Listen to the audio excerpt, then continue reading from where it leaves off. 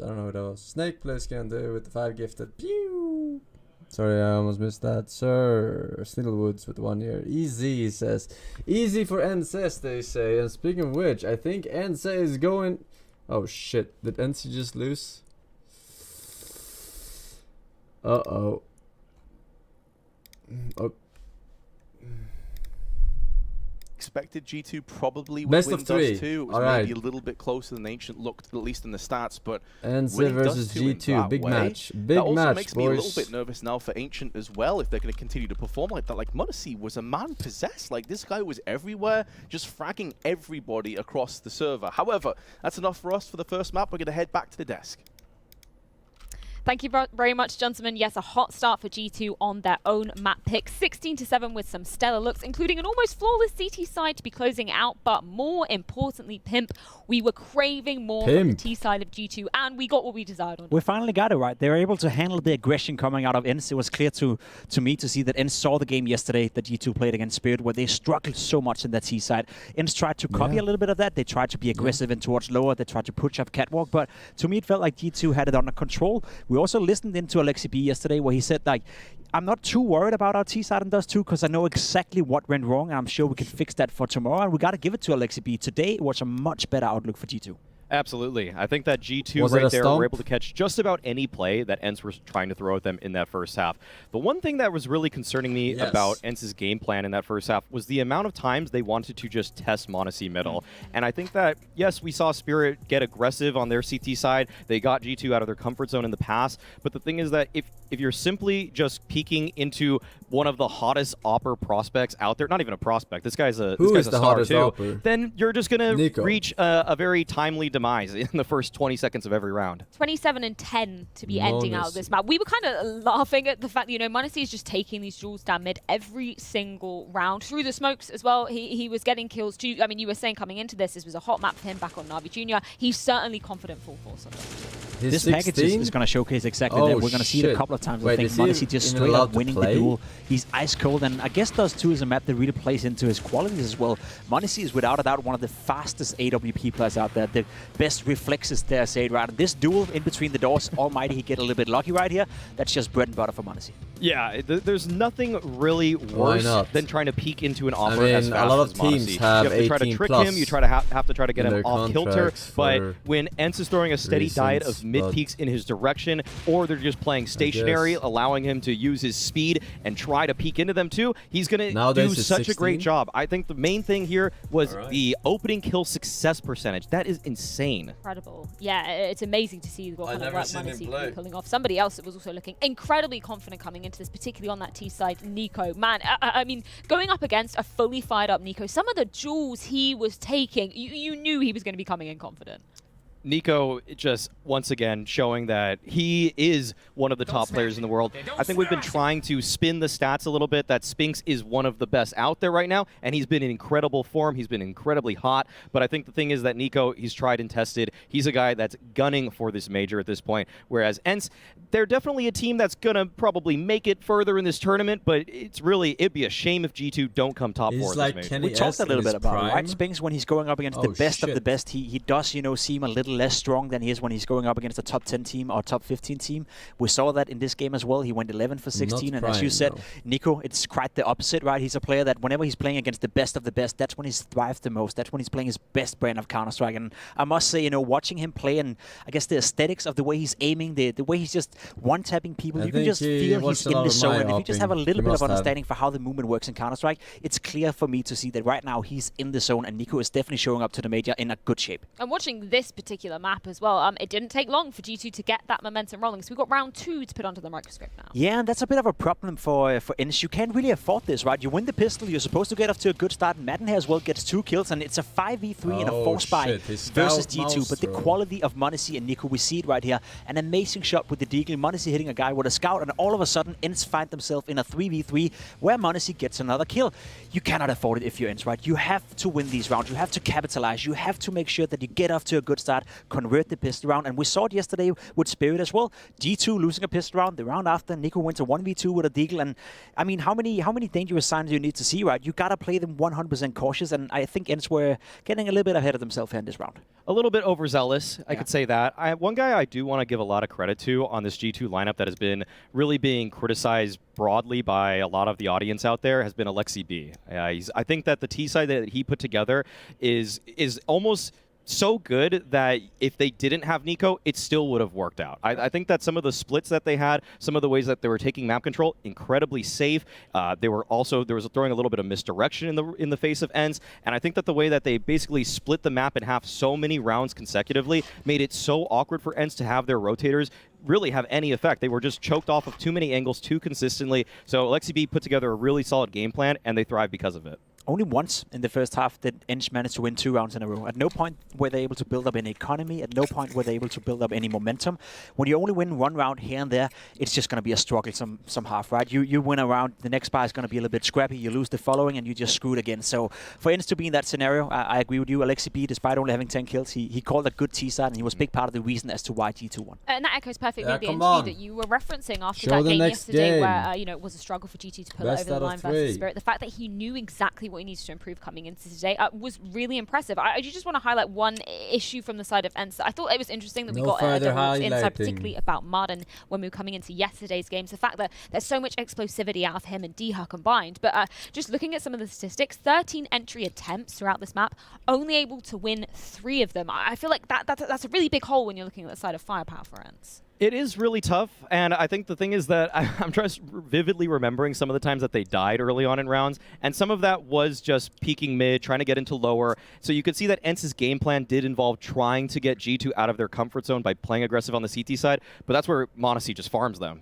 I mean, you couldn't get through those double doors middle without m0NESY taking you down. So I think that's maybe more of a symptom of the game plan that ENCE had than actually those 2 players having too many individual faults on their own. And specifically talking about m0NESY and Madden, their head-to-head duels in this game, m0NESY won 8 out of 9. Right, he took him down 8 times, and Madden only did it once to m0NESY, and that's a problem, right? We talked about ENCE and some of the win conditions. Well, they had to control the trio of Nico, Hunter, and m0NESY, and they couldn't control m0NESY. They couldn't control Nico on the T side, and Hunter does what he always does. Without being flashy, he played a solid game of Counter-Strike, and then all of a sudden you have this trio that could be the best in the world, and if you don't control them, you're going to be in deep trouble. ENCE can flip the script. It is their map pick coming into the second map of this best of 3 series, and it is going to be ENCE. We're going to be breaking it down. Well, I added ENCE into my map pool. I have never played it yet since I added it. I played it 1 time, but I was quick. I was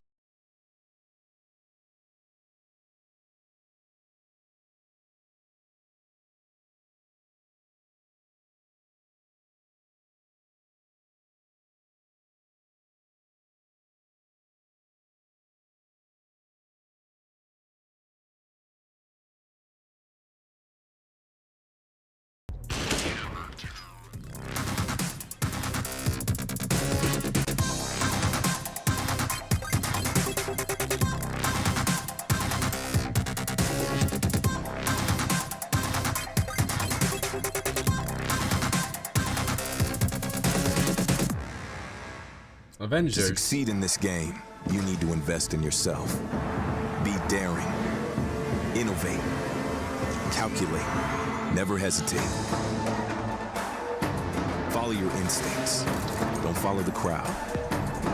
Back yourself. Don't follow the crowd. Bank your wealth. That's ironic. Analyze, strategize, and galvanize. Now is the time. Take your shot. Esports is what we live and breathe. For us, it's more than a game. It's a reality, where a group of letters can mean everything. Where Mirage is a place for bombs, battles, and glory, not an illusion. Where the true heroes are those in front of the screen. GG Bet. This is real.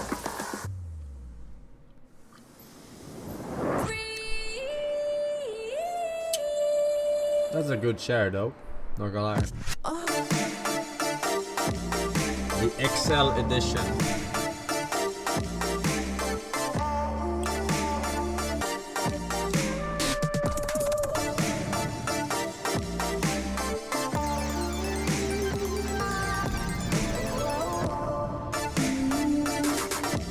fucking chair. True. But it's a compliment.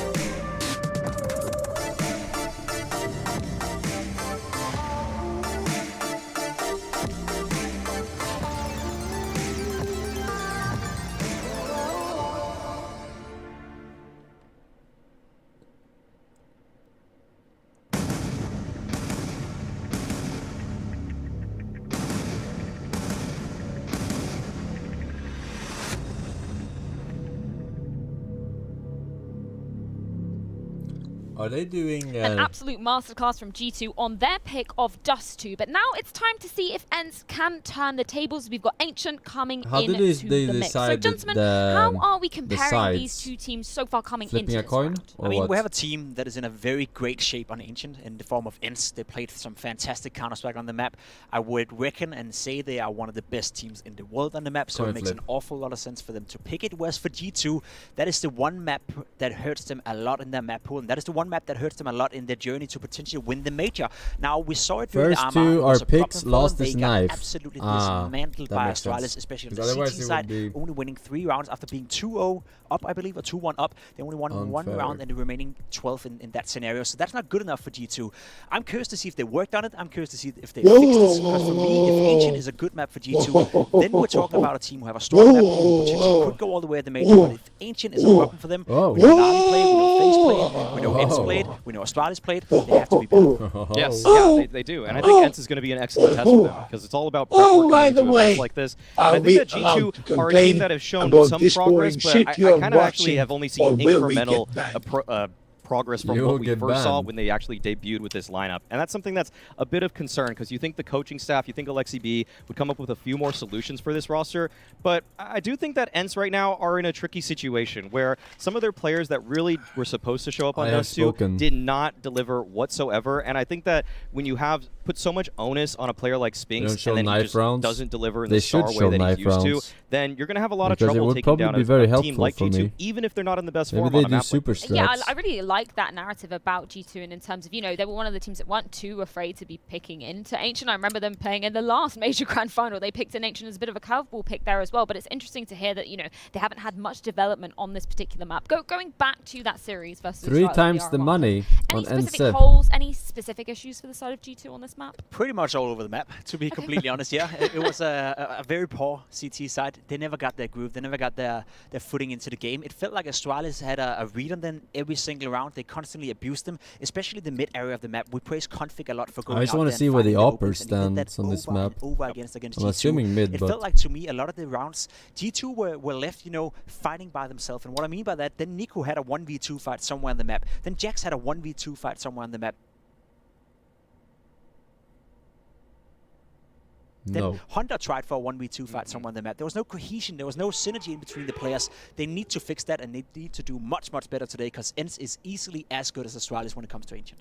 Yeah, well, the man that I want people to look out for in this one for ENCE and their game plan is the guy that's actually going to try to replicate Config's roles of the T side from Astralis, and that's Spinks. Spinks is that guy that's frequently out middle early in the round. He's the guy that's trying to take space away from G2, and if he is able to bounce back from his last map performance, then G2 are in for a world of hurt, because he is darn good at actually taking that space, and players like Snappy do an excellent job in terms of supporting him. Hades throwing those flashes from T-Spawn to help him out. Everyone is doing their part in trying to get Spinks activated on this map. And speaking about Snappy's approach and game plan, particularly coming into this map, anything that we should be looking out for, viewers should be looking for? I mean, I want to see more from ENCE. I want to see the players feel more free. I want to see them to be able to take the duels and go for it. I want to be able to see them play with the confidence that we've seen from them on a map like Ancient, especially considering this is a map that G2 are not comfortable on. I'm looking at the stats right now. m0NESY have played Ancient 3 times with G2, and his rating over those 3 games on average 0.77. We watched him during the We Play Academy League own everyone on Ancient, right? He was a menace, especially on the CT side. He would post 1.9, 1.8, 1.7 ratings and just destroy everyone. In G2, he hasn't found his footing whatsoever. So can you utilize that? Do you like create your game plan around m0NESY as a bad player? Because you can't really do that after you saw Dust 2, right? So for instance, to be in this kind of weird scenario where you just have to play in your own brand of Counter-Strike, usually I hate when teams I have a question. The Scout, does it have the exact same I think the thing that zoom m0NESY was able distance to thrive off of was the fact that when he was playing on Na'Vi Junior, A lot of times Exactly it wasn't the best same. trading from his opponents. A team like ENCE, we're going to see Modern and Snappy both just try to tackle him in that cave area. If one guy doesn't get the entry on him, the second guy's going to be right there. So m0NESY has to have fallback routes that are just a little bit safer than I'm used to seeing. We're going to see exactly how it does go down, and if ENCE can flip the script, indeed, we're throwing it on over to Vincent Black. It's the same. Thank you very much, Freya and the desk. We had a pretty fun first map, even though it ended 16-7. I wonder why the scout feels so different though to the performance from m0NESY. I know movement speed, but when you sit sit from Nico still, and Hunter, what we still didn't really see though, Blair, disappointingly, is any of ENCE's players truly step up to the mark. And I'm not deliver. talking about the movement and that's speed, what we saw from the side of G2, right? Hades having a little bit of a quiet game, but we'll get to that a little bit later on as ENCE are off to a very quick start here. Hades already creeping up towards mid with a 50 in hand, duking it out with Hunter. And a sliver of vision for Hunter, but that's all he needs to find Hades' head. As is so often the case, just give him a pixel and he will exploit it and splatter adversaries.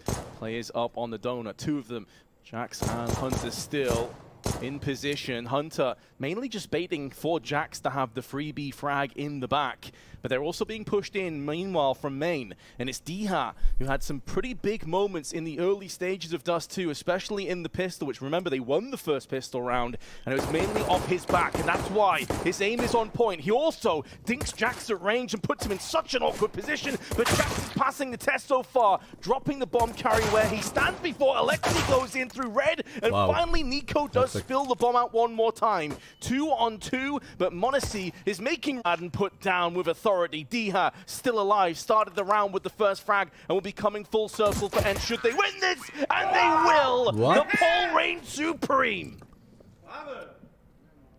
Huge round coming in there from Diha, and he's been so clutch. We talk about how Hades has been kind of quiet in the first map. Spinx is the guy you're looking at as well, especially on this T side. We saw the desk break it down where Maui mentioned how, you know, it is going to be Spinx kind of playing that config role on the T side. Config probably, in my opinion, one of the best T side ancient players out there at the moment. And we talk about all these guys, but we can't forget Diha, how instrumental he was in even some of the few rounds that ENCE were able to convert in that first map. So huge round coming out from Diha there, get the flank in all the way from the A bomb side and able to close it out in that 1 versus 2. Forsen going to be coming in here as Spinx will immediately dispatch off Nico, but m0NESY with the scout, and Spinx will immediately trade Madden, and that is something that Dusk actually brought up earlier on for m0NESY and his pathing when it comes to his fallback routes. It needs to be a little bit more safer. As I say that though, Hunter finds Snappy, and all of a sudden it's a 3v3. It is the cavalry and the support beginning to arrive though up on the ramp. We'll see both Hades and Diha taking shape. Spinx has already made up enough room. Flash in his eyes, blinded momentarily, does take a headshot, but the MP9 at that range will not finish him off. Now ENCE behind the Molotov had a chance, but it seems like he may have let it slip out of his hands. That could have been the moment that saw ENCE potentially fall in this second round force buy. Instead, though, ENCE can really only save this 5-7 in Kevlar, and ENCE will be off to a 2-0 lead here on Ancient. Looked a little scary there, but great work coming in from Spinx. Going for this duel, it's not really having much backup as well. He's pretty much on the ace, unfortunately won't be able to find ENCE. He's far away from where the rest of the action took place. But just to continue on that trend of thought where, you know, our desk was speaking about when it comes to m0NESY, we saw how impactful it could be on Dust. We saw how impactful he is on almost every other map with the AWP. On the city side, though, it's the way, you know, his fallback route usually leaves him in a very uncomfortable spot where he gets caught on the open. And ENCE, it's about a trading. We saw the really sick flick shot coming out from him, but just the way the spacing and the grouping from ENCE able to make sure that they're able to get these trades efficiently. Bro! And ensure that even if they do lose a couple of players, if they get the bomb down, you know, another sum of that's 3 fine. years, That's fair enough. You have the individuals and the right protocol to play this and play those post plans. It's ENCE B. Okay. Runs on in with a save 5-7. He's going to find one. Hunter as well looking to poke and prod. And these are the rounds where G2 can be dangerous. These are the rounds where, you know, they don't really have much to lose. You just have the pistols to work with, and they get hyper aggressive. And that's when they could potentially catch some of these players off guard. And if you lose an AK, it falls in the hands of someone like Nico, Hunter, or m0NESY. that's when some of these rounds, which should be a guaranteed win for you, kind of spirals out of control. Good nade there from Snappy. Being a clown. Gonna trade a little bit of a delay clowning around. To Alexi B. Slowly but surely, ENCE will group up together, heading towards the A bomb side, where Hunter, he's got a Deeg, and m0NESY, just a USB. But this Deagle, we've seen it happen in the past.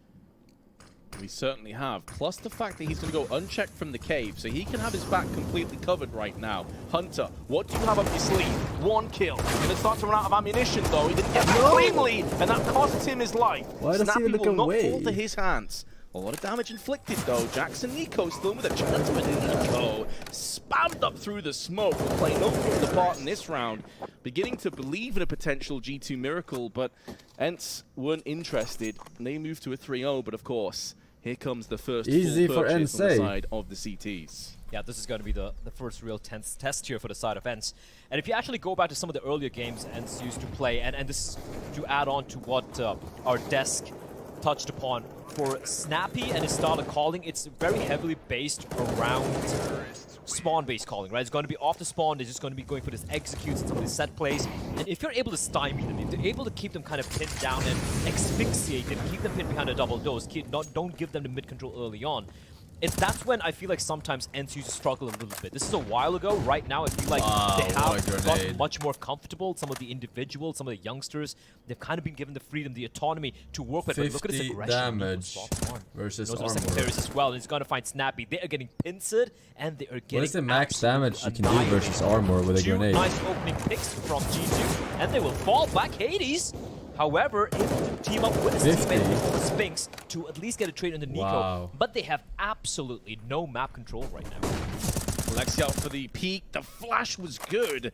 And Alexi narrowly missing out on the chance to bag himself a D-Hat, which would be a very rewarding kill, considering how solid he's been. Basically won the pistols simultaneously with only the Glock. And now D-Hat jumping down into the Bogdan's Law, has the 13 HP to his name. Molly tossed over on middle, forces Hunter out into a different angle, but is still facing middle, and that's to his detriment. Spinks on the drive-by just smashes him straight in the forehead, and in doing so, ENCE have a chance. Now, there's only 30 seconds left, and as mentioned, 2 players are low, and they also have themselves m0NESY to contend with the AWP peeking round the corner ever so slowly. It may only require 1 kill from m0NESY, but he misses his chance. He was so on point. I would have hit that shot. And that miss proved to be costly. It's at least going to cost him his life. They may not anticipate the triple stack. Alexi but they deal with him. If he was able to survive through on Donut and just get round the corner, he could have won off the back of time. I'm just saying, instead, I would have hit that shot. ENCE get a 4-0 lead. Spinks has come alive. He has come alive here, Vince. 12-1 on a T side with 4 rounds. His 12 kills in 4 rounds. That's ludicrous. And this round, like you said, all LXCB had to do was stay alive, and Spinks catches him with the last final bullets in his magazine. He has an average of 3 kills per round. That's ludicrous. Even though it's still early days, that's actually kind of obscene as Spinks. He's a player that Pimp and Maui mentioned is going to be the thorn in the side of the G2's defense, and he's showing why. Right now, though, pistols for the side of G2, they will have to go for just the upgraded hand cannons in the form of the Deagle, the 5.7s, and even a CZ in play over here. ENCE just going to take this one slow. That is they are so kind of able to do a little bit more damage, it's but the pillar nuts. taking the brunt of the force. Madden, though, he's pushed in deep. And then Mag 10, he can just go for a drive-by here. Smoke is well placed. There is one in counteractive positions tossed in from Alexi B, though, to stop Cave being forced in on B side. So pretty much just canceling each other out. You say of course they are, because they're pros, but they're also playing pros, alright? It's a game of fucking cat and mouse when it comes to grenades. Flank, though. Must have a good idea as to the current economic standing of their opponents. It's not like they are Snappy predictable. Make short work of Alexi B. He'll play no further part in this round. Now Madden is given the green light to press aggressively. This is where he's in his element. 1 kill with the Mac 10 should be good enough, but m0NESY with a deagle. puts it between the If eyes you don't of throw Diha. the grenade within the 30 first 10 left, seconds the ball of the will be fucking finalized round, onto the site. The aforementioned CZ it becomes is all that a big remains mind as game arsenal fiesta. of weaponry on the side If you of throw G2. it within No the first flashes, 10 no seconds, kits you're available coin to flipping. Hunter. But after that, it becomes Hoping big to mind game extend his kill fiesta, count to right? 4 is successful on So those don't endeavors, say but that it it's costs him obvious 87 because it health. goes on both He'll ways. gladly pay that price though, especially When if you're the reward is an avoiding AK-47 and he tries to fucking dip out of there. Snappy throwing. gets flashed into the peak, down to 28 HP. And now Hunter is just trying his best to survive. I think he will be afforded this luxury, but it still will read, Blair, 5-0 to ENCE on their T side, already with a great half. Looking very comfortable, our Snappy and his men. And this is... it's great that it's playing out this way, because I 100% agree with how the devs were alluding to how this ancient T side from ENCE can be absolutely deadly. Overall, the CT and T side and G2 left 5-0. That being said, they really haven't been afforded the opportunity to wield the full arsenal that many times, right? So once again, we have the chance here for G2 to show what they've got on the CD side as the op. Once more will come out for m0NESY. The AK-47 salvaged in the previous round in the hands of Hunter. The rest of them. And I'm guessing this Hey, map... Force, could you pause the stream, please? No. Okay, anyways. I'm a Rocket League coach on Fiverr, and I'll analyze your gameplay in the box. Sorry, chat him an advice from Forsen. All you to do is good luck. You'll need it. You are in Cloud 9, by the way. I am in Cloud 9. Maybe try and get the trade. But not for Rocket League. G2 though, they're looking to try and keep ENCE pinned down, and it is working out. DHL does reply back with 1, but Only it is a 2 CS. versus 4. That being said, m0NESY and Nico are very They low, haven't needed but one doesn't yet matter since when I they hit joined, shots but like that. whenever they do, I'm ready. Diha has been put down, and G2 will pick up their very first round here on Ancient CT side. ENCE now will have more than enough funds, albeit on Madden just 3,300. Oh, and I'm a locking tactical timeout has been deployed okay, there you from go. the T's as a result. Already nearly equalizing the grand total of rounds they picked up on Dust 2. Lose one round out of 6. Tactical pause If you have just joined us, it was a pretty how the fuck did we lose that game, to boys? start off with. At least there's a lot of clutches. Diha They are not very even strong. good. It was mainly a fact that Hades had a bit of a slow game, which is the same for the start of this one. They are so but bad Sphinx at this is map. just firing on all cylinders.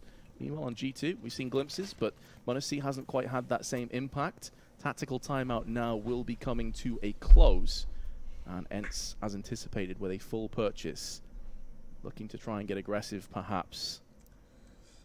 The thing is, though, Bled, alright, G2, if they don't yes, show moaning sigh, you cannot just be a one-pump jump. Like you've got to put some rounds together and string them. Oh, absolutely. I mean, that goes without saying. And this time around, ENCE are like, yeah, we're not going to keep giving you control towards mid. Nice. That was a team flash. I'm not too sure. Hunter dealing the damage with bullets and the nade will finish off the job. As the IGL for ENCE will fall early on, but at least they do have control of mid. And G2 not looking to replicate what they did the previous round. Instead, going to be playing in a much more passive position. We have 2 players towards A. Hunter playing all the way towards Donut. It took too long with the grenades. They could actually get the it's bomb already down. over. They're in. Deployed. Madden blinded for a second. Mistake. I'm not sure if you heard the player, as he is being kept at bay by the fumbled. by Diha. Spinks will peek on through, and Madden, amongst all the chaos and confusion, finds Big Nico fumble in a 4v3 here with the bomb getting planted. If I'm G2, I just save your weapons. Like the op in the hands of m0NESY, not ideal for a retake scenario on a map like this. And just like that, what you feared has transpired, Vince. G2, they needed to string a few rounds together here, but ENCE, they stumble once, they don't stumble again. Immediately wrested back from G2, going for a bit of a contact play towards the B bomb side, and unfortunately for G2, because they had gone for a little bit of a gamblish stack towards the A side, 3 members towards the donut A bomb side area, leaving just Nico and Alexi B to hold on to B bomb side defense, and they were in really good positions. You can see, if you look at the radar, for example, you can see when Alexi B died. Nico as well, caught looking the wrong way towards short, getting shot in the side of his head by Madden. It's a pretty simple round coming out from ENCE, pretty much of a contact play. But the way they were able to get that, despite losing Snappy early on, again, shows why ENCE is so comfortable on this map. Well, the good news for G2 is they saved 3 weapons. They would have been able to buy regardless, but this just allows them to have all the fine trimmings and, of course, more importantly, 2 AK-47s the premium assault rifle.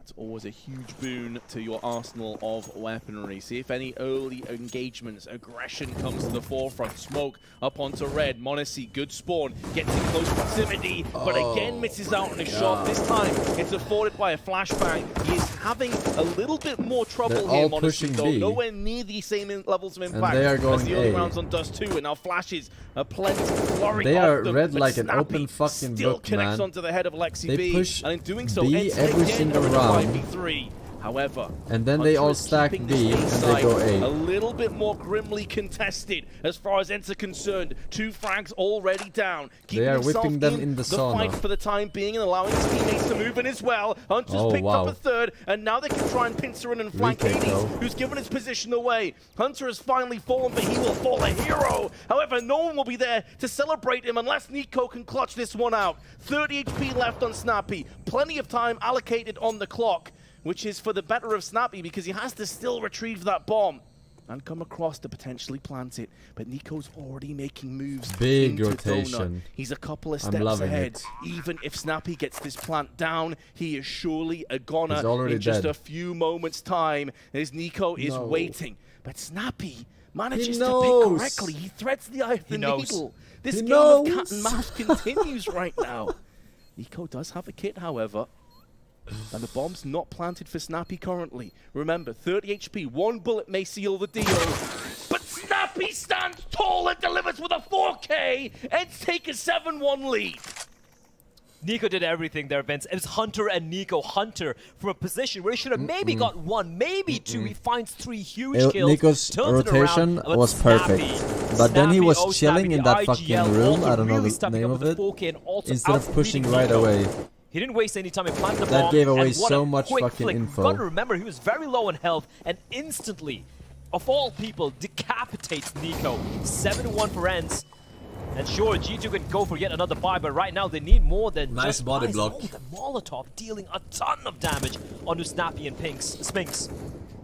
Imagine backsetting professionals, imagine backsetting professionals, imagine backsetting professionals, imagine backsetting professionals, imagine backsetting professionals, imagine backsetting professionals, imagine backsetting professionals. Anyways. That remains to be seen. Yes.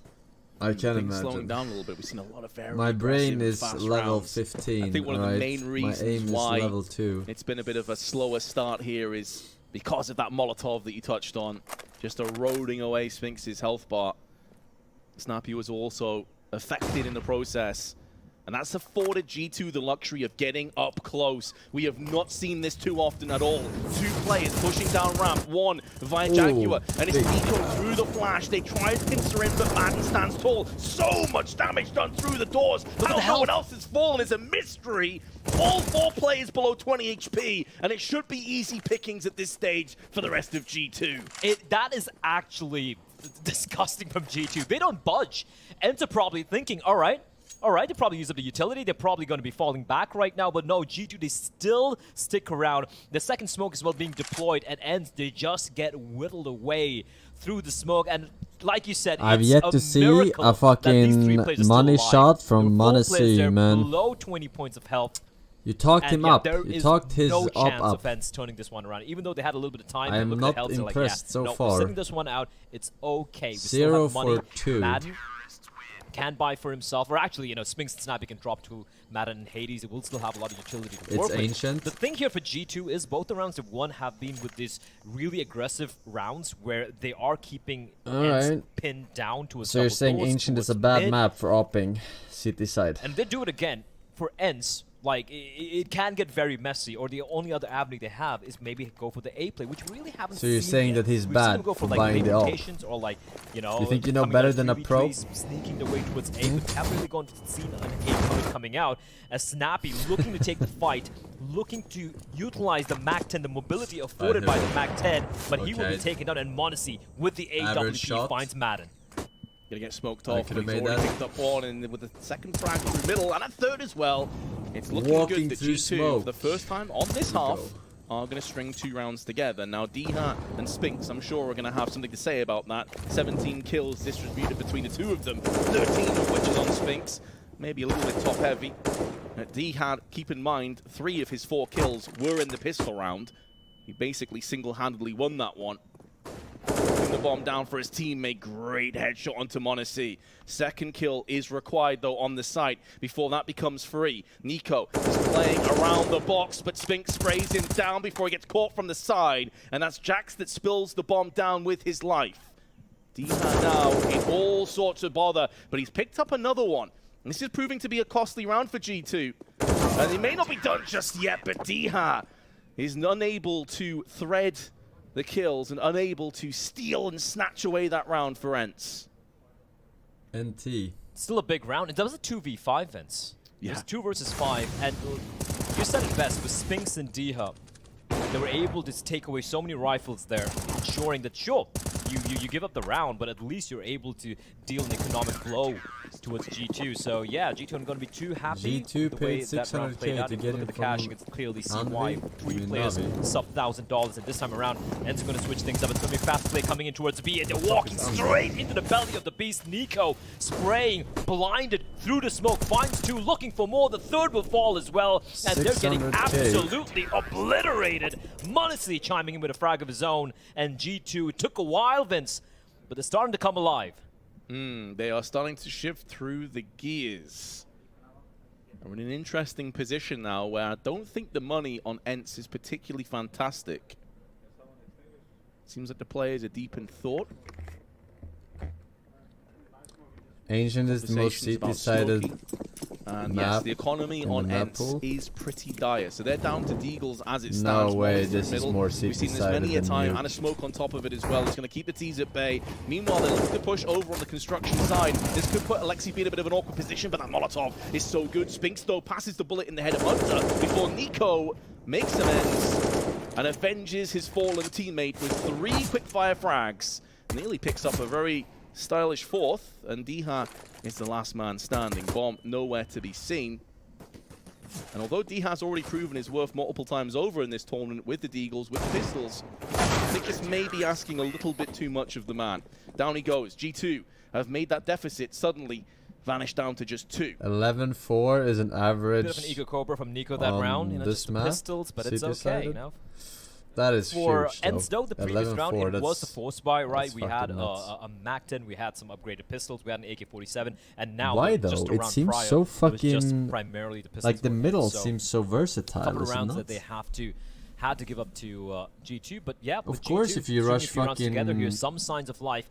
But if you're ENCE, though, Vince, you're still feeling very comfortable, right? 7 rounds on the T side of a map like Ancient, you're already sitting pretty comfortably. But considering you are a map down, you want to ensure that heading into the second half, you have as substantial a lead as possible. You want to that 10 Hello, Mr. Force. And look, I 10 noticed. rounds on the T side Title. sounds ludicrous. Please But clarify. then if you're ENCE, a map that is supremely comfortable on, it is very definitely good. within the Very range good. of possibility. That being said, 3 rounds remain here. Oh my God, LY. Which I won't lie, with G2 waking up right now, it does look unlikely. And G2 once more going for the aggressive play. The amount of utility of Mirage of them just really lob down mid and position. Yeah, and we've seen ENCE try and capitalize and counteract this smoke at early Molotov as Alexi picks up the kill, the wallbang onto Snappy. Unfortunate timing. We've seen Snappy himself try and push through mid with like a MAC-10, an AK, trying to beat that smoke based off spawn. But there's always 1 or 2 players there to contend with him. G2 seem to have the winning formula right now with this mid control.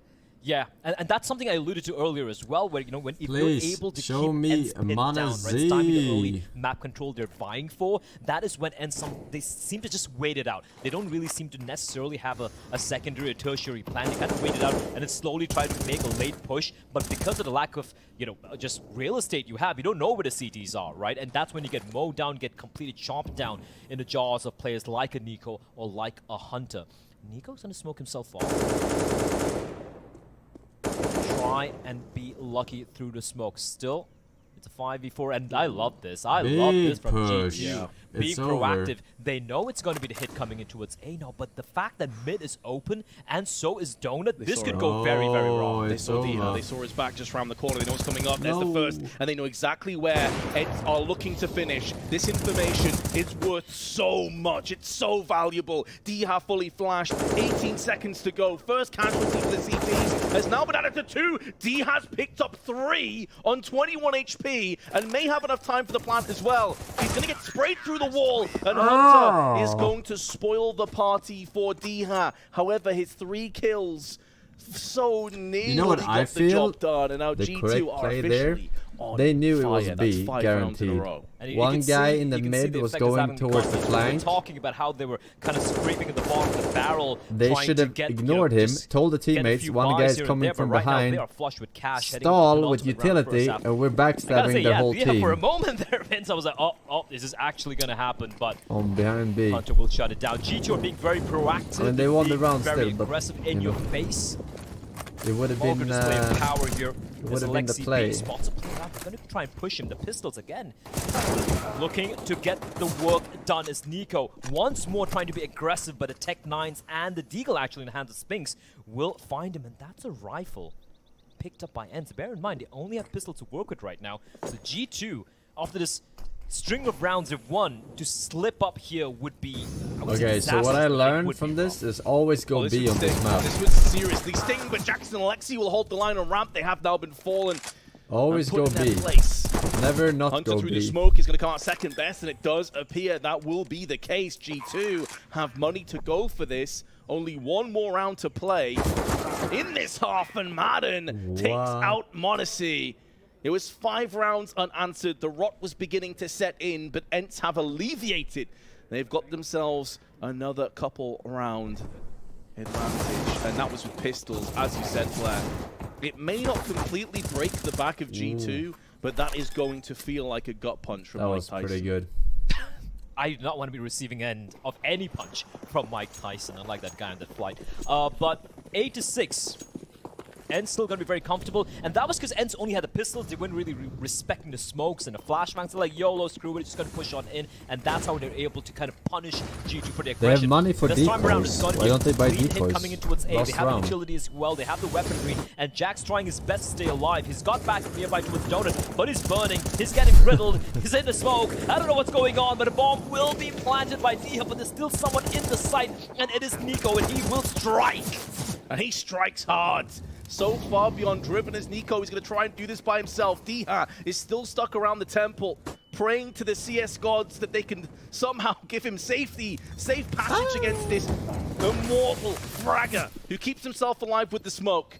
Now stuck at the back of the boxes, the rest of the support structure has arrived, including m0NESY's AWP, and now the T's begin to capitulate. G2 will finish the half in 6 of 7 rounds won, an 8-7 scoreline overall. This game could not be closer. 7-1 was a scoreline in favor of ENCE before G2 finally woke up. This is good for ENCE. I like the call coming from G2 there. Because this map is so city-sided. Aggressive play towards ramp once more. Unfortunately, the pistols from ENCE meant they weren't really going to be respecting the smokes or the utility being lobbed in. Once Nico falls, that's when things kind of spiraled out of control. But overall, good resurgence from G2 in all honesty. It really looked like ENCE were going to be running away with that half. And let's be real, 8 rounds is still very, very, very good for ENCE. Some might even say the win condition has been more than satisfied, Vince, right? Like, you're looking at 5 rounds on the T side, that most teams are going to be happy with that.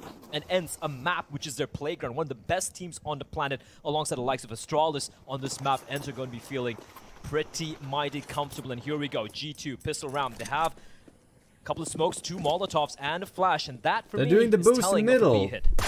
Oh my god. Hades instantly gets headshot and he gets aim punched. It looked like his aim may have been on for a headshot there. It's snappy to try and hold off by himself, but he has also crumbled under the pressure, under the strain, as Hunter moves on for 16 frags. Both he and Nico have reached that mark. Champion. And Jax is going to catch Spinks in the back, lines up the shot. Nice work with the P250. G2 looking good to pick up this pistol. Now do the world of good towards their overall round mark. Donut Now being pushed through. Diha, the pistol king of the first half, is still alive, still kicking, and still claiming heads. There's now ENCE will be sweating bullets, hoping that this carry can continue to stay alive. The bomb's been spilled out. Madden pushes through the smoke, but Jax is there to greet him for a second P250 kill. Diha in trying so desperately to clutch this round out. It looked like he may have picked up a headshot there. Going back in again, but Alexi B that wasn't the guy who jumped. Hold on for dear life. And it will indeed be an 8th round to G2. Diha is an animal in these pistol rounds. And again, for a moment there, I was like, is it going to happen once more? Is he going to just crush the dreams of G2 in some of these pistol rounds? But G2, they're able to stave off the beast. The flying Alexi B, a rare sight on this map of Ancient. But they will manage to get the pistol round. Now it's about surviving this force buy from ENCE, surviving the eco, and then slowly but surely trying to find their way back into this game as Alexi B finds Spinks. And again, we got to go back to the beginning of the series and how our analysts were painting a picture that ENCE on Ancient is pretty much a guaranteed win. And for G2 to take this, it's going to be a 2-1 where they need to take Dust 2, which have done so in a very convincing fashion, and now they need to basically just sit through the pain that is Ancient and then head on to Mirage and get the win over there. But right now, if G2, if they're able to shock and awe ENCE a little bit, things could get pretty interesting. I hate to do this, Blair, but it's kind of, we have to mention this. Hades is 2-12. Collectively in both maps, he's got 9 kills. He's supposed to be one of their heavy hitters. You have Spinks going crazy on 18. He's top fragging on the server. He can't do much more. He needs Hades to wake up. If ENCE don't have Hades show up on the server, they may lose this map. Absolutely. And again, like you said, I hate to say it as well. It's something which I have mentioned on the desk earlier in the past, that Hades, we know how good it can be, we know how clutch it can be, we know how fantastic it can be with a weapon of choice. And not just with the AWP, I think overall, all around he's a very solid player. But he doesn't have the consistency of a Spinks or even the, Diha or even Madden, right? Like you can see Diha kind of, in my eyes, a secondary star on this team, after which there is Hades. How did they get the whole bomb site stepping up in moments like these, that's when things get a little tricky. That being said, I'm just gonna throw him a bone and say that, they're all saving armor. Opping, not ideal, one of the hardest map in my opinion to be wielding the AWP. So hopefully it comes alive here on the CD side. Right now though, it's going to be ENCE just holding on to his pistols and keeping it for round number 18. To be fair as well, when your team is performing pretty well and you're an AWPer, sometimes you just don't get opportunities. So next round, you don't buy weapons at CT. You just keep your weapons now. The way you'd expect them to. G2, however, we're obviously discussing over this round. It was pretty much a 4-player save. There's no reason for G2 to rush in here and potentially give across with these rifles. They can pick up 4 of them. So 9 players do survive come the end of the round, and it will be G2 taking the lead. And if I'm not mistaken here, Blair, I believe this is the first time G2 have led this entire map. Yeah, considering the start ENCE had, it was looking very, very grim. G2, though, they can't lift their foot off the pedal quite yet, because for ENCE, they did hold on to their pistols, and even though they lost one member, another, I think I do believe it was a 5-7 getting dropped in, and we know how good these players can be. The weaponry Spinks and leading the charge. He's going to be a little bit of a cubby, but Hunter will find a pain punch, will be the undoing, as Snappy trying to extricate himself from this corner, and is doing a great job just dodging these nades. Trying his desperate best to stay alive. Walk through the smoke. The smoke will keep the members of G2, beg your pardon, at bay. Gamble. And G2, they know there's a bit of utility for the ENCE side, but also know it's not going to be much. And okay, Snappy. Okay. All right. They're just waiting for the smokes to dissipate, making sure there's no more flashbangs or any utility remaining for the CTs, and then slowly they can... Don't smash it! Don't smash it! Creep and crawl their way into the site, but they don't have much utility to do the Ts, as Hades and Snappy finds Monacy, and all of a sudden, the nightmare scenario here for G2 might actually transpire. Perhaps not. Hunter appears to have grabbed his teammates and shook them to wake them up from their slumber. As Snappy may be about to close their eyes once again. Nico is playing with fire. 3. tagged heavily through the wall previously, down to 38 HP. One stray bullet, he'll be a dead man. Look at the audacity. Nico's dodging bullets and deals with Snappy, counting the bullets in the deagle. He's like, right, 6, 7, I'm good to start spraying now. I'm safe. And that's the kind of mechanics that you're looking for from a player of that stature. Madden's the last player alive. That's not a chance, but it feels like maybe that chance is now come and gone. It's going to be 10-8. Damn, however, they're really spraying those deagles. Patience, and because they're able to save 4 players, they will have a buy really coming spraying up. So those a real fucking chance deagles. now for ENCE to establish themselves on their CT side. Good composure there from G2. They slowed things down, and even when they lost a couple of players there, yeah, I think Hades getting a kill, although he did get traded immediately via the Molotov. And I do believe it was Snappy finding the headshot. They didn't panic, right? They slowed things down to 3v3. Nico there, I don't even know how he walks around balls that big, and he just finds Snappy, like you said, waiting for the bullet to run out. As the mid control comes in from both the sides, Hunter able to trade, finds Spinks, but Snappy comes around the corner looking to take duels left, right, and center, and he finds both the cousins. And just like that, 1 minute and 30 seconds on the clock, and it's a 4v2 favoring ENCE. Oh, Jax, though, is going to try and resurrect this round, brick by brick, bullet by bullet. Hades has a 3rd kill. He didn't see him cross. I don't think he did, but m0NESY may be on the chopping block next. Nice shot from Hades. That's more like it. Now, they need to get this one done cleanly, because, again, their economy has not fully stabilized. Honestly, even losing 3 players is going to sting them. But Jax is still in with a shot. There's still plenty of time in this round. This is the downside is he has no idea as to where the second player is. He knows Hades was last by a donut, and now he's found out in the worst possible way as Madden drills him from the side. Expensive round there for ENCE, though, and they're aware of it. That could have been very dangerous. That could have been very, very dangerous. Yeah, if he was waiting m0NESY obviously dying there from by Hades taking him down towards Donut, and the bomb getting dropped, forced Jax to fall on back. But if m0NESY's maybe just stayed alive towards the bottom of mid, maybe just held an angle, played it safe, maybe waited towards A, to the entrance of A, for example, and waited for his teammate to just get the flank in from CD spawn, things could have really played out in a whole different manner altogether. But at least for ENCE, they have managed to stem the bleeding, at least for now. Tactical pause getting called by G2 here, as their the journey on the less favored side of this map will continue. Snappy, man, he's just taking matters in his own hands. Just like finds Hunter, spins around, 180 kill into Nico. And then Madden being extremely proactive, not allowing Jax to just basically, you know, run around the map and do whatever he wants. But here we go, round number 20. It is going to be still the buy coming out for the side of ENCE. We have MP9. G2, though, they have everything to work with. A Mac in the hands of LXCB, looking to lead the charges. Spinks and Hades will strike almost simultaneously, finding a couple, but m0NESY. That's what you get for doubles soon. So important. There's a Molotov down onto the donut. They need a smoke there.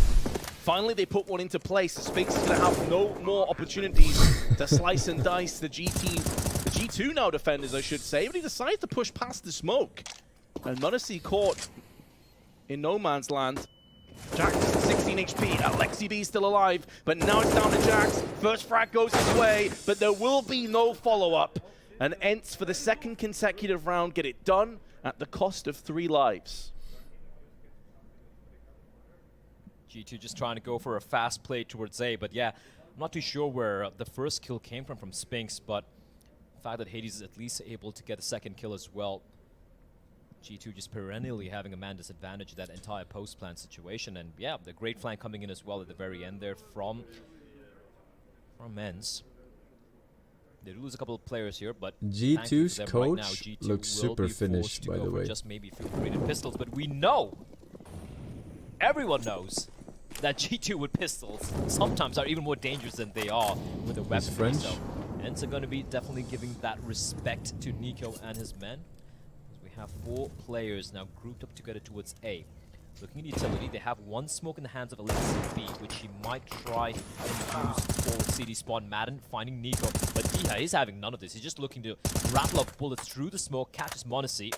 So 2 players already falling for G2 without even being seen by any of the players from ENCE, and with that, whatever game plan they had in mind, it looked like they were just going to be going for that play towards A bomb site, smoke off, you know, towards CD spawn, maybe towards Temple, rush into the bomb site, get a bomb down, maybe try and be mobile with the pistols for the post plant, but has been quickly stymied.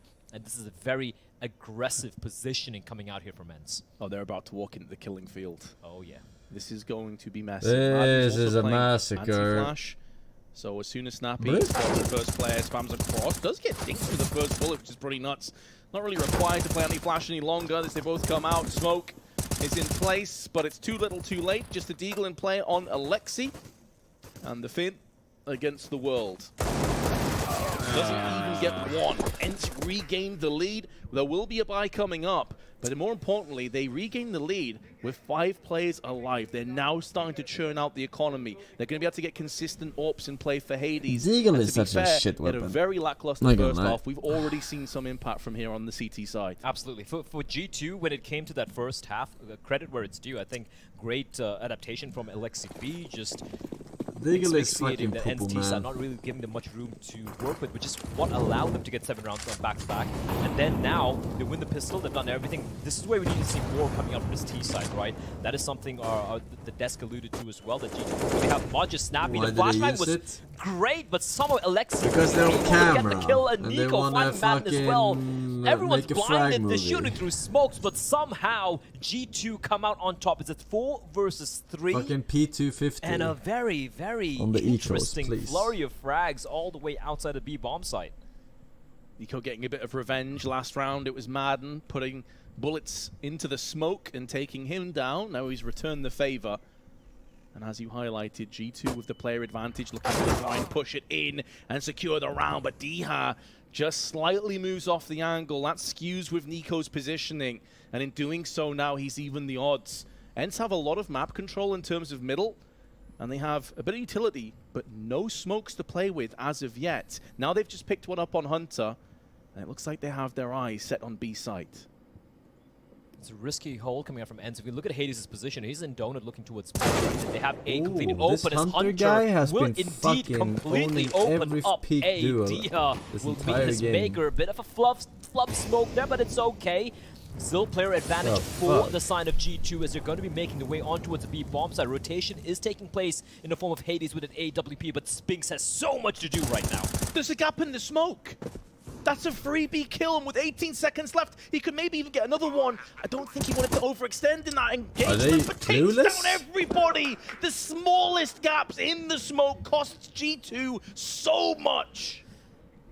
I can't believe that happened. I can't believe that happened, Vince. Like, they threw the smoke into the Molotov, so the smoke hadn't fully bloomed in where they wanted it to, but they should be entertainment certainly would not be complete without some full blown as blasting Gachimuchi, wouldn't you agree, Mr. Force? Direction, but, I mean, credit where it's due. Huge, massive round from Spinks. The Time Wizard got G pride. Lose a 3 versus 2 situation just because of a gap, a massive gap in the smoke. The Time Wizard played the song Forsen SW. 11 to 10. That was a golden opportunity for them to tie things up.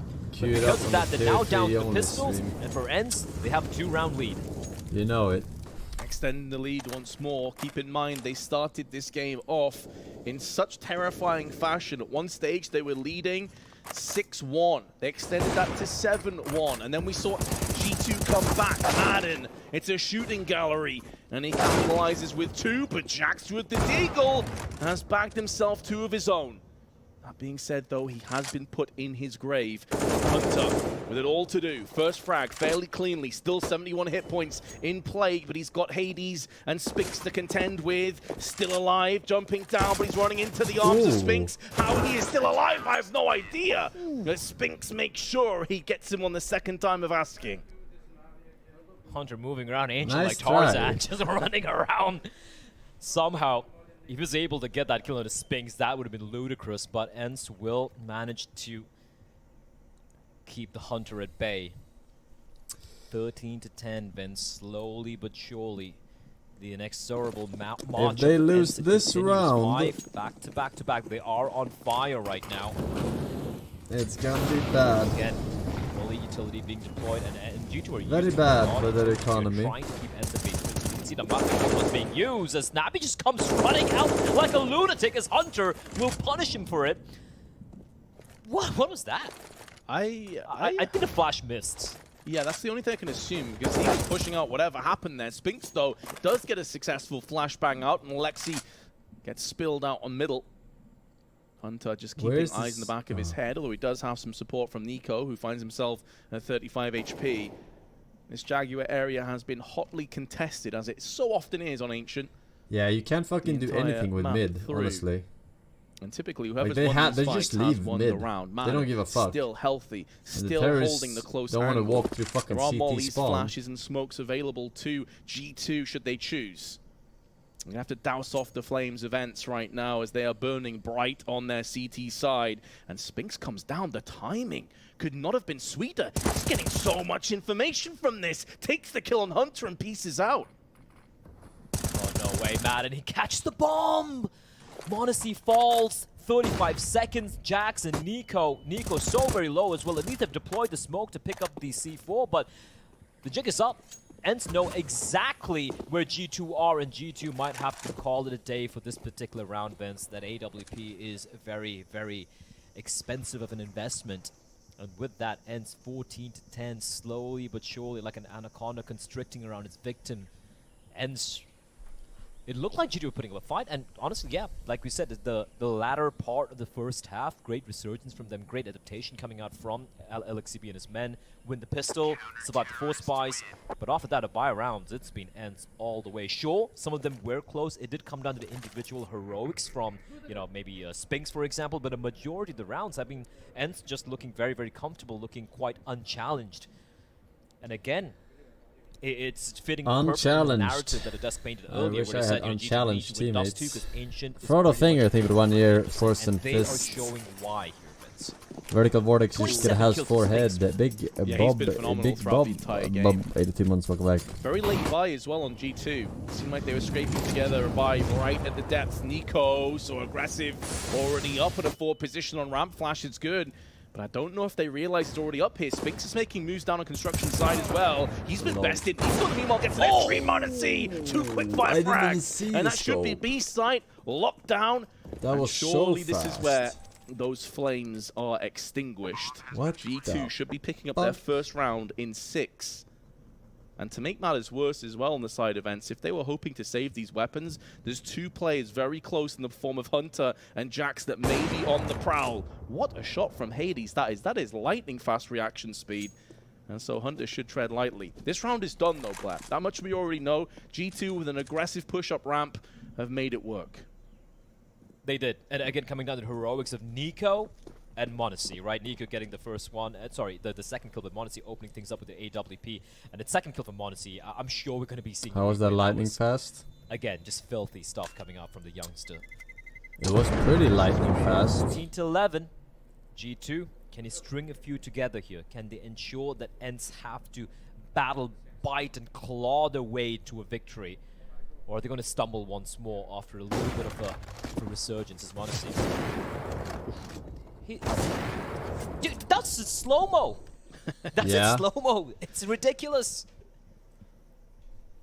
Those what I said. zoomer reaction speeds, Blair, will never fully understand. Reaction speed. I was a zoomer once as well, Vince, but I was nowhere as close as some of these guys. I mean, I was that fast, I just never hit my targets, you know? I was a zoomer once too. Simple game, this Counter-Strike. Be fast, hit your shots. Just click heads, forehead. Click heads, easy. A little bit of attack time getting called by ENCE. They are ensuring they use all the opportunities they have to speak to their the coach, talk things through. They don't want to allow G2 back in this, because that's the thing with G2, right? Who did? Not complexity, but they can be in jungle. They can be. I gotta go stop him. Once things get rolling, as you saw in Dust 2, for example, once the individuals start really feeling it, it's almost... It defies logic as to how they will just wrest open a bomb site from your hands, and it's insane how good they can be individually, and even as a team, like a well-oiled machine. As it is going to be a fast hit coming in towards A for Nico, just looking to find an opening there, helped out by a couple of flashes from his teammates. But if you look at the rest of the ball, Hunter and Jax slowly sneaking their way in towards A, as Nico and LXCB, they strike in tandem. Bear in mind, this is ENCE with a full buy of their own, and already it's a 5v3 favoring the side of G2. Almost an identical start for Nico as well. He had the same spawn, he went to the same position on ramp, and had the same result. This time it wasn't m0NESY landing crazy flicks. It was just solid Counter-Strike. Alexi could count himself lucky that he's still alive. But as you nailed there, this was a full purchase. That wasn't some kind of an eco bash. That was ENCE at their strongest, and they still fell prey almost the exact same way. I wonder if we will see a couple of tweaks, a couple of changes to how they look to try and lock down ramp. This round isn't done just yet, though, Blair. However, Snappy losing his life definitely makes it more likely. Both the remaining CTs, though, do find themselves over on the A side of the map, one of which is Madden, but he has been crumbled.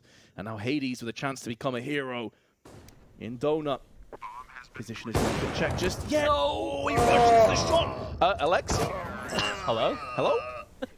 Okay. They were so sure that he could not possibly be inside of the donut. That like Alexi, even though he kind of heard the op shot, he was like, "No one is better than me." No, there's no way he's there. But nonetheless, G2, that's a huge round, Vince. They lose just to one player, and with that, ENCE's economy, I'm just quickly taking a look here. Yeah, the money is in a very rough spot. They will be able to give an op in the hands of Hades. There we go, all right. And while the remainder of the members will just be sticking around with a few pistols, trying to equalize the money out a little bit, so they will have enough to eke out a full-fledged buy later on. Right now, Hades, a little bit of a cheeky boost over there, trying to find something. But G2, we asked if they could somehow string a couple of rounds together, have a little bit more resurgence here on this T side, and they're showing it. 2 rounds back to back, and if they're able to somehow survive the scare from this kind of like a hero AWP in the hands of Hades. Oh my god, it triggers me that they're playing eco, that's when things get a and no one is babysitting the fucking op to pick it up if he dies. But in Counter-Strike terms, yes. I like all what spicy. The fuck? Yeah, not a big fan of food, but that being said, G2 may very well fall on their sword because they're trying to hit B again. There are multiple adversaries that they have to try and navigate across, but they've all been submerged by smoke and flame. Now, liquid fire of the Molotov has now come to a close, and the smokes are about to deplete as well. This is where all hell is about to break loose, and Snappy is throwing himself through the gates with the P250, still alive, joined alongside Spinks, and now it's only on Spinks, but Hunter with the flank has put them down where they stand. And that heroic last stand for ENCE doesn't last for too much longer. Time to throw. Wasn't too much of danger anyway once Nico gets his first early couple of kills, but then, yeah, Hunter coming in with the flank with the final death blow. 3 now, back-to-back for G2, and this is off ENCE winning 6 rounds of their own. 6 rifle rounds of their own on the CD side, and finally it looks like it's kind of come to a crumbling halt. The final tactical timeout getting called by ENCE right now, Vince. They have used up everything to talk things through, because you got to remember, for those of you probably tuning in right now, G2 lead the series 1-0. They won dust through the mapping in a very, very, very convincing fashion. And for ENCE heading to Ancient, everyone, the analysts, myself included, Vince, yourself as well, we all agreed that this is ENCE's playground, a map that is supremely comfortable on, one of the best in the world, and G2 right now are making them sweat. The buy is going to be coming out for ENCE nonetheless, but it is a round they're desperately looking to win to close this one out. Yeah, otherwise... This time, though, they didn't get any great spawns to push up ramp quickly, so they're making an alteration they have to play for overtime. Molly did not stop D-Hab, but bullets will, and Nico sends a barrage of them to the forehead. And the Polish contingent has been momentarily capsized. Spinks tries to thread some shots up on construction, where Nico has taken significant damage again. But G2 maintain their player advantage, albeit with a couple players very close to death.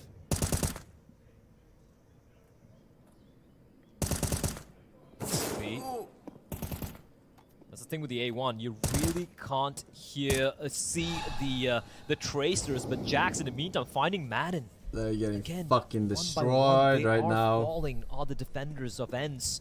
2 players on his B bomb site, leaving the A bomb site in the hands of Hades, and honestly, this time his flick will not land. Snappy has been spotted, however, and again, G2 to slow things down. Hunter sneaking in towards the A bomb site. This has been a hole in the defense of ENCE multiple times, which has been quite exploited as m0NESY finds Hades. 5 versus 2. Hunter's going to be walking in towards the A bomb site as well. He's all the way towards CD spawn. G2 can go wherever the hell they want. But if Spinks steps up right now, that's when something could go wrong. And Spinks, he hears the footsteps. Oh no, he's so lucky. Oh my god. The frag he had to. Alexi was still checking the angles. 15 seconds to play with flash out. Spinks needs to go huge here, but Snappy's been caught. And now Spinks isn't so sure. He wanted to peek out on the long angle, can't do it. Time to Spinks save, has 4 bro. seconds to Play try for defend overtime. The ball, but the Molotov stops him. It was so tantalizingly close, and he's about to get pinched in from the side because Nico is laid there and wait, doesn't have to push in. The bomb should do all of the work for G2. Nice effort from Spinks, but we are tied up at 14 apiece. G2 look laser focused, Vince. They did it in the first half, but that was a CD side. You know, it's a more favored side of the most CD-sided map in Counter-Strike Global Offensive right now, and they're doing it again. They're doing it again on the T side, which no one expected. And listen, I'm waiting to see Maui and Pimp break this one down, because this has been an incredible string of rounds, a sequence of rounds coming out from G2. Not just individually speaking, but just able to kind of like toy with the rotations. They're making ENCE make mistakes. They're punishing ENCE for the aggressive plays. They're forcing ENCE to kind of feel uncomfortable and go for these sort of like, you know, fact-finding plays. And Nico finding Diha there through his teammate. Madden getting caught off guard out in the open. And then when you have Monacy so hyper-aware and hitting shots like that, things are looking very interesting. They have to play for overtime now. That's an eco or a half buy as well. They're going to play for OT. ENCE have to play for OT right now. Ooh, that is brave. That is brave. And by the way, that shot from Monacy, grand scheme of things, maybe his best today that he's connected, and taking into account all the shots he connected on Dust 2. It was so rapid, such an integral moment in this best of 3. And remember, the winner of this best of 3 moves on to the legend stage. Jax takes off the head of Diha. What? That spot is terrible. Spinks with the deagle, gets spotted, traded out 1 for 1. They need Hades now to line up the scoreboard with this deagle, but instead, he's been put down with authority. And now Snappy and Madden have a tumultuous task ahead of them. And I'm not doubting their skill level, but I think this one is not one they're going to pass. Jax also taking the initiative. Spray is good onto Madden. Takes the head of Snappy, finishes him off with the Glock. And G2, not only do they get on fire, but additionally, they have a match, a qualification. Your whole life is on the line here. For ENCE. The professional career. The final round of regulation here, and they have everything down they to need. This they have all the right rifles. here. Hades will opt to go for the M4A1 at him. I'm not too sure if he even had money to go for the AWP here. So they have everything, Vince. They have the 5 rifles, they have 5 incendiaries, 5 smokes, a ton of flashbangs, and G2 will use their own tactical pause right now. They know they have ENCE on the ropes. They know they just need that one more round. They don't want to take this to OT, where it just resets from then on. It completely resets, and you're going to be having ENCE starting on the CD side again. They can have a clean 3-0 start, and then G2 are going to be up against the wall once more. So G2, this is the golden opportunity to close it out 2-0. Finish this one off. Qualify. Yeah, the fuse kit is so fucking much useless, on the line, man. but I have to say, I have been impressed with his G2 side. As they never get any fucking. This ancient performance. There's never any fucking diffuse moments. Some great performances. Spinks has hit a 30 bomb. Hunter and Nico are close, and Nico comes out second already best. over. This is better from ENCE. Go rotate. They take down 2 kills, but Monacy does bounce back with one of his own, giving G2 a lifeline to finish this game off right here, right now. The danger man, though, Nico, who's on 25 kills and he's been taken down, but don't forget his cousin, Hunter. 25 of his own as well, and he's very, very much alive. Grouped up right now with Jax, and Jax spots a player out towards Red Room. That is, of course, Diha. But he will re-peek out and catches Jax, climbing over the boxes, and now ENCE just 2 frags away from taking this to overtime. Monas is still alive. He's got an AWP, wielding his trusty magic stick. And Hunter as well, right now top fragging in the server alongside his cousin. He knows where Spinks likes to play. Sorry, Snappy likes to play. And right now, you can see the push coming out towards A-Halls as well. You can see Hades dug in deep. They know the hit should be coming in towards B, but these openings, Hunter and Monacy, they need them. These 2 predators looking to hunt in a pack. Monacy joined alongside one with their star players. 30 seconds. Molly, smoke in position. Flash is checking their angles, making sure they're not going to get caught from an angle. That Molotov will afford safe passage with the bomb plant, but Hunter gets caught in the back, and Almonacey has got to pull off a huge play, but Spink shuts him down, and it's OT. ENCE, man, they battled it out. They finally get it done. G2. The 5-round streak, it finally comes to an end. And honestly, I won't lie, for a moment there, I felt G2 were just going to run away with it. They were building up, they were starting to snowball into an avalanche and going to bury ENCE, but ENCE somehow, in the final dying embers of regulation, able to stave off defeat on their map pick. And now we head into OT. And bro, this fucking bubblegum is gonna get a reset of the rounds or the halves or the economy in this overtime. That's why they're gonna lose. Pressure that ENCE were under those final few rounds. Now it's kind of they're gonna lose to stiff bubblegum, which will hurt his teeth, which will they are gonna be starting on the more favored side. On the CD side, they have all the money, all the weaponry, all the arsenal they need to work with. But for G2, can they replicate the magic? I'm calling it. That is the question.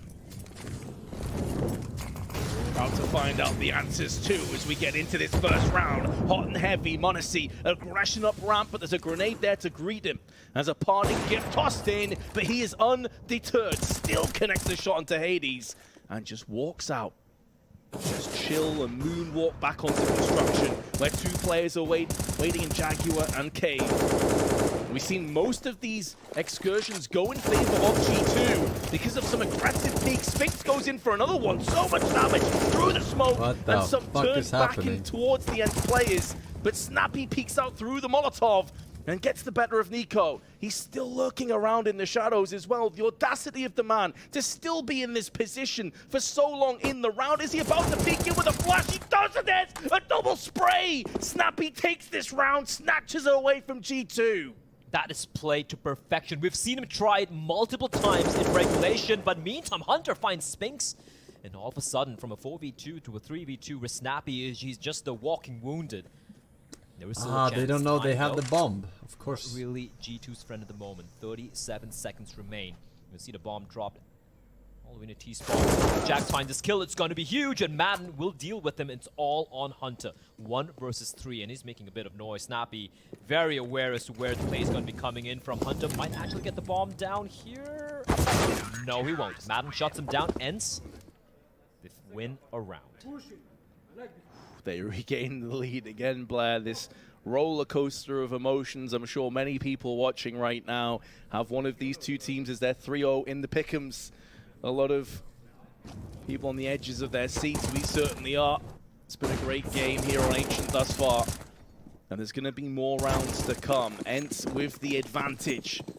Smoking early down onto ramp, which has been a consistent area, a consistent hotbed that G2 have tried their best to take control over. Well-placed Molotovs, also isolating the bulk of the T's on the opposite side of the door. Alexi's effectively alone at this stage. The flash is good though, and Madden was totally stranded. I love that flash, that's perfection. Madden not expecting them to just run out through the smoke. And Monasy, not only is he precise with his shots, but he is very precise with his flashbangs as well. They know where Hades likes to play from towards Donut. Hunter aware that DHL likes to take this duel from Red Box, both the avenues being smoked off. Actually, DHL smoking himself off there, allowing himself a little bit of room to breathe with it as he falls back, playing a little bit more passively. But they've lost so much of real estate here, Vince. No eyes inside of Donut, no eyes with the red room, but Sphinx. Oh, he lines them up through the smoke! Alexi B and Jax will fall, and Sphinx, he needs no vision. He can do it all by his lonesome. As Lurk coming in from Donut, doesn't matter. Hades and Snappy will deal with both Hunter and Nico, leaving Monasy. Let's see how good this kid is. 1 versus 4, and that, in my honest opinion, Vince, it looks very unlikely. 40 seconds to play with the only thing working, but time will begin to betray him. He needs a pick early. The issue is he has pretty much no idea where these CTs are currently hiding. He's got the right idea, one's to the back of B site, another around Cave Jaguar area, but he's about to walk out into the open, and Sphinx has him dead to rights. ENCE That's awkward. 17-15 in the lead, but that round was looking like it was slipping away before the man on your screen just nailed them through the smoke. I don't even know how Spinks gets those kills. Like, just lines them up perfectly, reading the pathing coming up from the two members of G2. Alright, Chad. Alright. And I think the G2 did a great job initially. They just, burst out through the double doors. The smoke was keeping them at bay.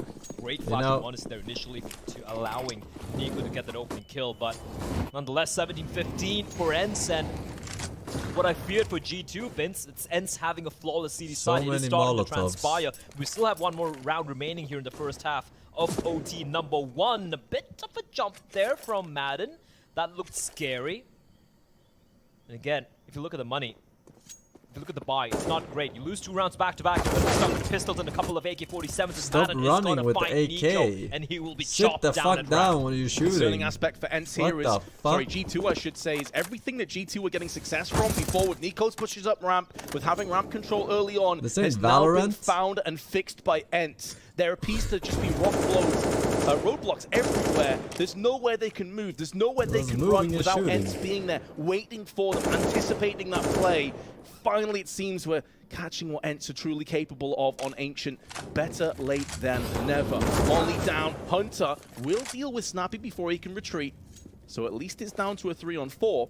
And all 3 players on G2 still in with a shot to maybe turn this around, snatch it out of the jaws of defeat. It feels like if this goes 3-0 OT, that might be too far gone. However, Alexi now able to put the smoke down, cordon off some of these areas, and focus their attention and their fire onto the site. Diha gives his position away. They cannot deny this bomb plant. There's no gap in the smoke this time to exploit from ENCE. So it's going to be going down, and so will Diha. m0NESY through the smoke, connects, vanquishes him from the site. And now Hades, alongside Spinks, is going to try and sneak their way, crawl their way onto the site. Spinks, last man standing, last round of OT. He's going for this, and if he's going to get any success, he's got to pick up the pace here. The bomb is ticking away. That fuse is getting dangerously close to exploding. First kill won't go his way, and G2 makes sure, bare minimum, it's not a clean sweep in this first OT half. There was a 2-man disadvantage early on there for G2, but somehow great coordination, just simple grouping up together. They read those angles being held by the players of ENCE. You saw, I do believe it was Madden playing inside of Jaguar. They knew exactly what was going to be playing. Alexi B with huge kills coming out as well. Great composure again from G2, despite being in a disadvantageous situation, and they give themselves a lifeline. They at least give themselves something, a little bit of a cushion to work with. We get simultaneous clones. They will be heading towards the CD side. Working. Here's a question though from events like which CD side are going to be seeing from G2? We're going to be seeing the first early rounds where they were floundering, they were looking lost, or are they going to continue what they did later on, where they were just basically constricting the entire map and not giving any space for ENCE to 5 ops, dust 2. Excellent questions, Black. We're about to find out the answer now. Very quick turnaround. G2 on their CT side. m0NESY needs to get that smoke down, but he's taking so much damage through that smoke. 2 HP left, still alive, but not for much longer. And Spinks doesn't get the second kill, but significant damage to Hunter, and will force him away from red. The bloodlust getting a little bit too much of Spinks. He gets a huge kill on the m0NESY, and then a little overeager there, hoping to catch someone off guard. But Hunter, even though he does get tagged to 40 HP, never mind, he's been tagged down to 0 HP. Diha will decapitate him. And ENCE, man advantage 4v3 as they start prowling around this Jaguar lane area, slowly congregating on towards the B bomb site where Alexi B and Nico lie in wait, looking to hold the line, looking to tie up the scoreline. Hades, the fastest of flicks. That's such an integral moment. How in this was that game. a flick? Alexi That was literally alive, the but not for much opposite longer. of fucking and Jack's flicking. off on A side. Yes, has to save, yep. The money situation is still grim. Even on OT, the CTs will struggle. And therefore, ENCE will have 2 map points on Ancient and a chance to take us to the decider of Mirage. Doesn't seem like they're going to run Jax down, so he should be given some choices as to where he wants to try and piece out of here. There could be an AK actually dropped over on that body he can see at the T side of mid. That would be a nice addition, just whether he wants to risk it or not. But this round is done. This game continues to deliver, Blair. We thought coming into this, we're in for a real interesting affair.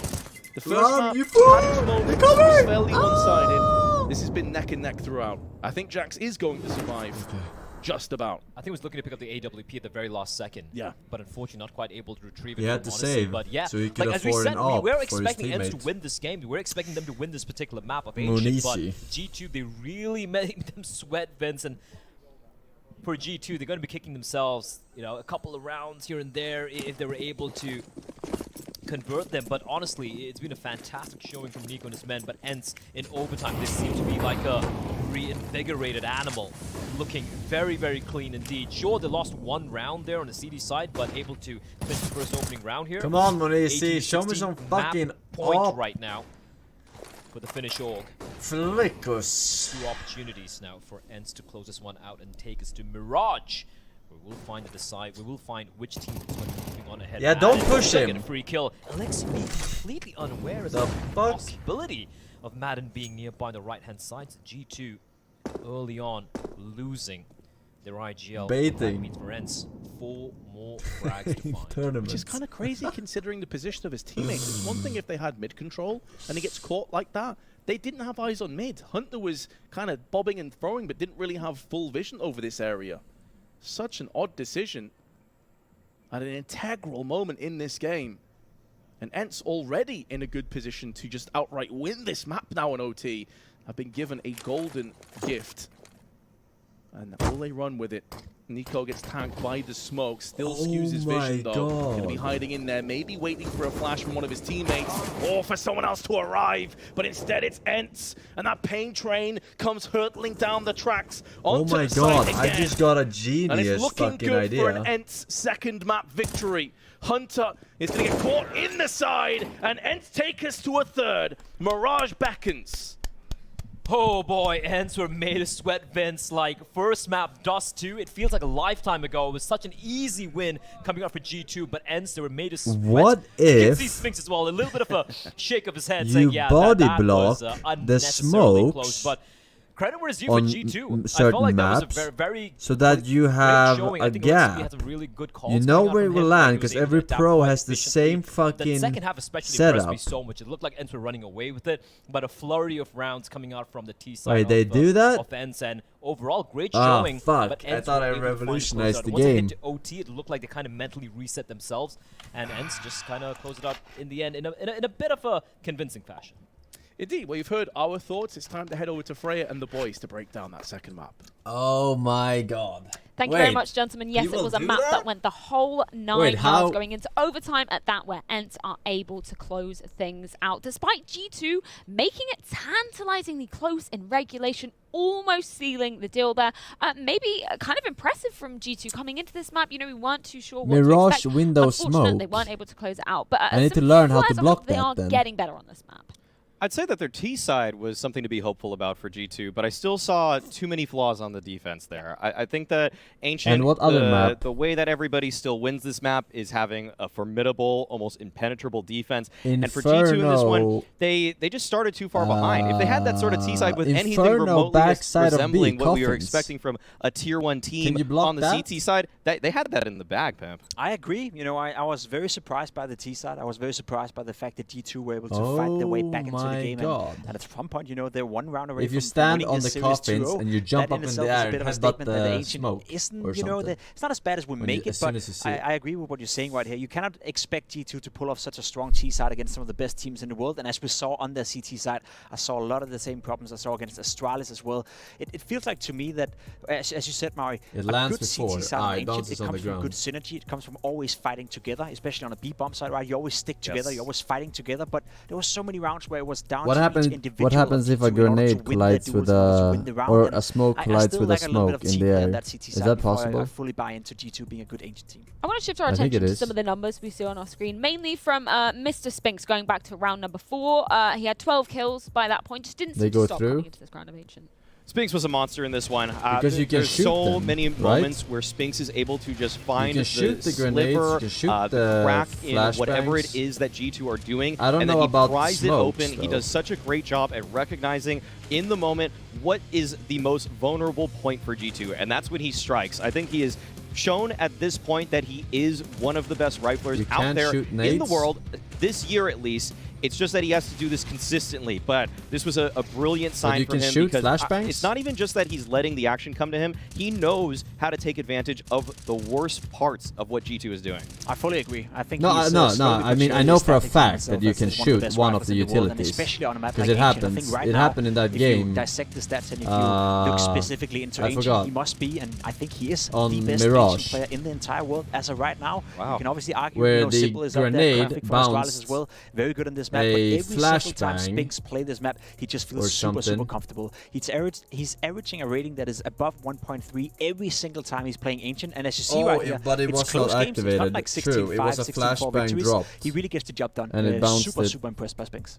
It does feel like the guy that plays middle for a lot of these teams is usually the focal point of what's going on the offense. And I think that's exactly what we got from Spinks here on the T side for ENCE. The guy is so effective at least finding an opening kill, and even if he goes 1-for-1, he was finding sometimes Monacy at mid, Hunter at mid, sometimes Jax. I mean, those kinds of kills are invaluable when you have an in-game leader like Snappy, or even a secondary caller like Modern who can put the pieces together, because once you get a 4-on-4, everything opens up so much more on Ancient. It's so hard to play that map in a 5v5. And this was extra impressive coming out of Spinks, considering some of the numbers we put under the spotlight coming into this series, Jacob, particularly looking at his ratings against top 10 teams. We're kind of looking at him to build that more consistent factor and become like a Hunter, become like a Nico against those top tier oppositions. It's a bit of a statement for Spinks to do this well against this type of team with as you said, Nico, Monacy, Hunter for that matter as well. There's so many great individuals, and he shined them, right? He overshined them here on Ancient. He was by far the most impactful player on the server. The mental resilience as well. He had a poor first map coming into Ancient, doesn't seem affected whatsoever, and as said,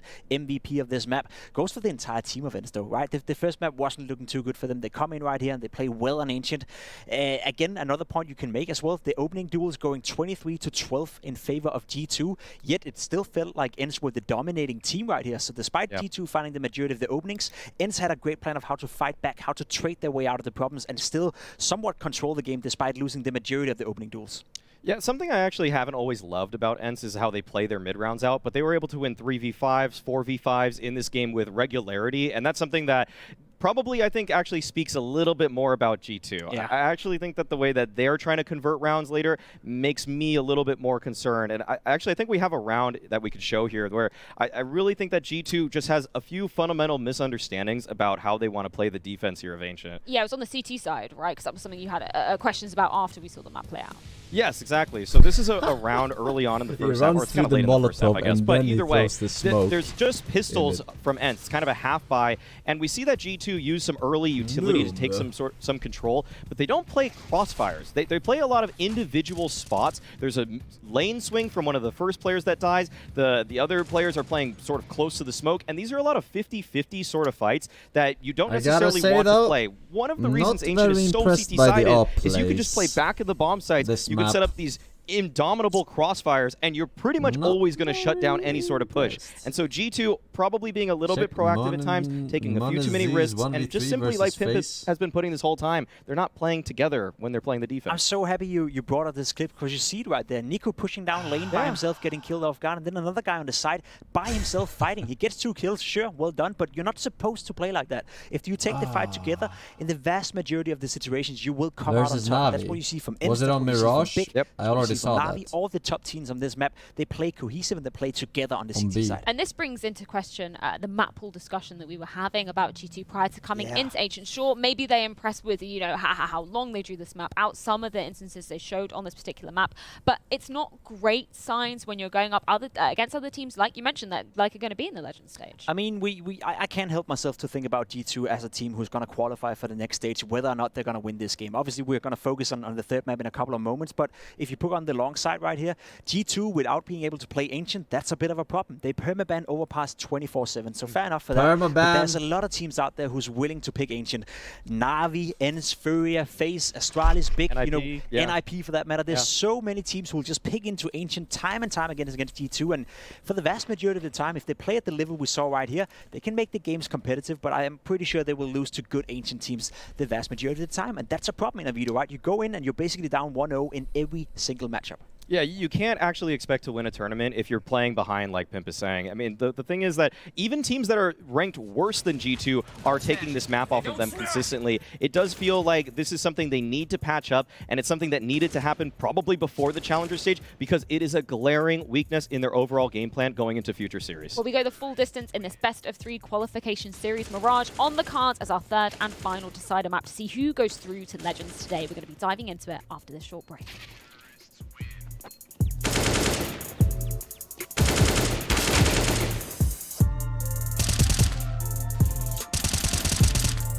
I'm a little bit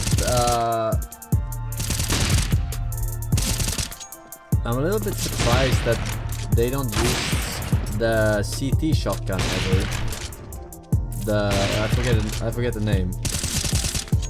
The 1301. Mag 7, yeah. Because you get 900 for a kill, and they should get a kill every time in positions where they buy Deagle instead, inside, you know, tight spaces. So then you essentially only lose 400. And you have a chance of more than one kill, maybe.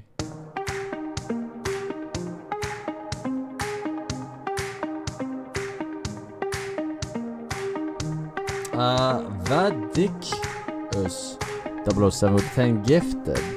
Thank you very much. Congratulations to the lucky 10. Mumbo number 5. 1,350 is a lot more. No, it costs 1,300, does it not? First of all. And now that's what we you get 900 for a kill. 14 days of high octane action. So if you only get one kill, fierce battle. 400 lost. 14 days of special bonuses from GG Bet. Whoop, cheer, and make your fortune. Which is definitely worth.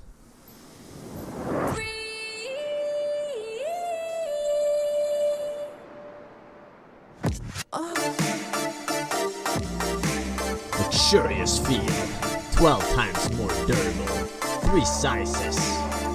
This sounds like a condom ad. Full length backrest. Even more durable. That's to your spine. S-shaped chair. Nice.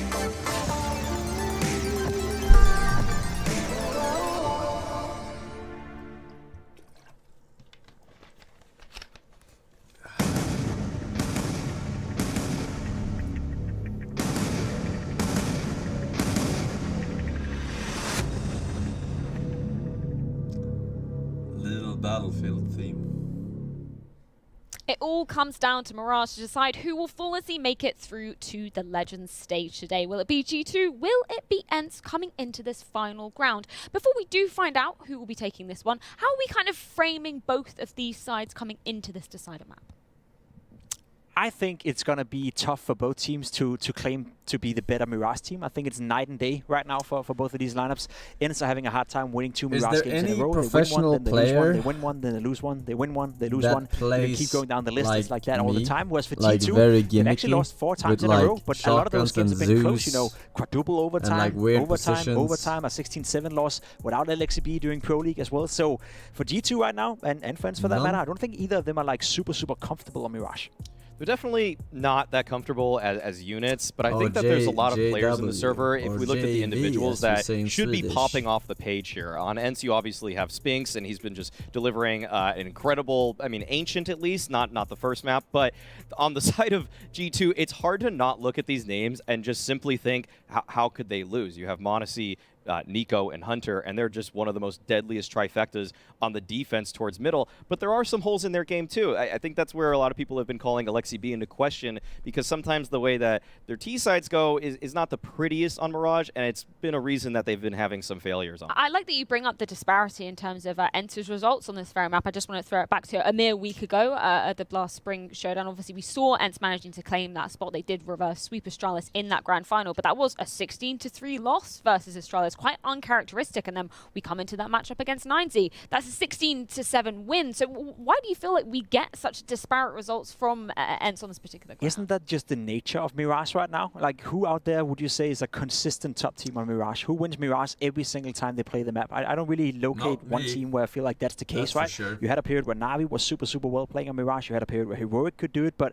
there's no team right now who's just claiming Mirage as the best map in their map pool. So I feel it is kind of like one of those maps where we talk about momentum, we talk about a snowball rolling out, you know. Another thing you can point towards when it comes to ENCE and the Mirage is actually Duha, who's the highest rated player for ENCE, right? A player we don't really talk a lot about, but on Mirage he is super aggressive, especially CT side, especially towards middle as well. So I'm curious to see who's going to play well and who's not going to do so well for ENCE. I the think problem with something Mirage that's really strange about ENCE is the style that they call is unlike a lot of the teams that are at the top right now for this, where essentially what Snappy does on this map is he calls based off of the spawns nearly every single round. So for one, that just means that it's a little bit random. So teams aren't always going to be able to read what they're going to do round to round because it's just based off the spawn. It's not even based off what Snappy's really thinking at the moment. And the other thing is that because they're playing off of spawn so much, players are switching spots on the T side frequently. There's sometimes D-Haw lurking towards A, sometimes it's Modern, sometimes it's Spinks towards Palace. It changes up very frequently, and I think that surprisingly, I mean, this is something that Saw and Snappy told me, that D-Haw is the most mechanically skilled player on ENCE. And so on a map like Mirage, when you're just being thrown into different situations constantly, it does make sense that he's going to thrive because he's just so gifted in terms of his individual skill that no matter what, he can make it work. And it was an interesting point you bring up there, just about you don't have to go fucking long on either side with the AWP and like rush the doors. I think that G2 is simply a team that once they know what the strategy is, they'll just eat it up. Or you can go Hunter, Nico, Alexi B, three brilliant minds in CS that if they did their homework, if they anti-stratted properly, they will be able to read what is going on with what ENCE is doing. There are a couple of I'd say tells in sort of the strategies that Snappy likes to throw out on this map, and if they can catch that early enough in the round, it doesn't seem like ENCE always has the best mid round. So if the initial plan doesn't work or if it gets red, I think that G2 is going to have a dominant CT side. There's one thing that worries me a lot when it comes to G2 though, and that is Nico, right? Because we are not soon to always praise him. We always talk about how good he is, especially when it comes to Mirage. You know, you go down the history. In Mouse, he was fantastic on the map. In Face, he was fantastic on the map. In the beginning of G2 as well, he was fantastic on the map. He's played it 9 times in the past 3 months, and it is by far his worst performing map right now. His rating is 0.98. So what happened to the best player in the world on Mirage in Nico? He didn't really change his role. He's still playing around connector, but it seems like he's lost his confidence. He's lost his groove, and maybe people have figured him out. And that's a big talking point for me, because I believe that is the reason why G2 have lost 4 in a row. Nico is not performing on Mirage, and he's supposed to be the best player on this exact map. I would point to one thing about Nico's style, which seems a little bit dated in terms of the meta of connector players, where I think that, well, I talked to Adren from Liquid about this before, where basically what a lot of the older connector players that thrive maybe pre-2019 did is they like to hang around connector for a really long time. They find themselves in jungle, and if they just stay there, it's very tough to actually juggle that position. But a lot of the newer connector players want to do something proactive at A, and I think Nico doesn't always call for those plays as much as he could with Jax. So with that being said, gentlemen, very quickly, who do you see taking this one? Who do you see going straight through to Legends? I've got G2. I think the matchup really favors them. I'm going to stick with G2, but to me it's a coin flip. I think it's going to be a super close one. Well, I'm very excited to dive into this one. To do that, we have to throw it on over to Vince and Blair to see who's going to be making it straight through to the Legends stage post-Mirage. What does that mean? A Legends stage position is up for grabs, and this map is going to determine whether G2 or their adversaries of ENCE can get it done. Mirage, maybe a playground where you'd maybe have a certain level of expectation on G2 after some pretty lackluster performances. But I would also say, overall, although it's been a close game back and forth and we're at 1-1, G2 have had the better of the overall kind of standing when it came to Dust 2, taking into account some of their massive players like m0NESY having huge performances. But one consistent factor has remained for ENCE. Spinks has been an absolute beast. Absolutely. Spinks has been phenomenal thus far, especially on Ancient. Although it was a bit of a back and forth affair there. Oh, rushing mid, full info, rotating right away. Go, G2 starting the T side over here. They're not going to be making any ruse of the fact that it's going to be a hit coming in towards B. A nice crossfire being set up between Hades and his teammate in the form of Spinks, but Hades finds nothing in Spinks now. His position has been compromised. You know exactly where he is as Diha's teammates come in to help him out, but they all fall like 10 pins. as Snappy, the IGL left in a 1v5, and there's nothing he can do. G2, a quick blitzkrieg of around to the B bomb site, and ENCE, they had members there, they had players there, but they were not able to find almost a single kill. You can no real only kills go forthcoming, and G2, as you said, just B blitzed over the side. They got the kills, they get the round, and now ENCE backs against the wall. Have got to come in and dip in for a force buy. 2 MP9s, Scout, couple Desert Eagles thrown in the mix, and G2 off to the races with 2 of their own MAC-10s, already getting aggressive up through middle, but Hades could be there to greet them in the force area. Though. If they're not careful about this one, Hades can spray him down so quickly. Flash will proceed to peak, though. The Flash actually hit the D, more so than Hades, but he still comes out second best. Oh, just getting saved there by Jax with his teammate as Monacy finds Madden as well. That could have gone really alright for the side of G2. The nade, though, from D-Hell. Great follow-up. They knew Monacy got digged down. This is winnable. Now Snappy and Jax.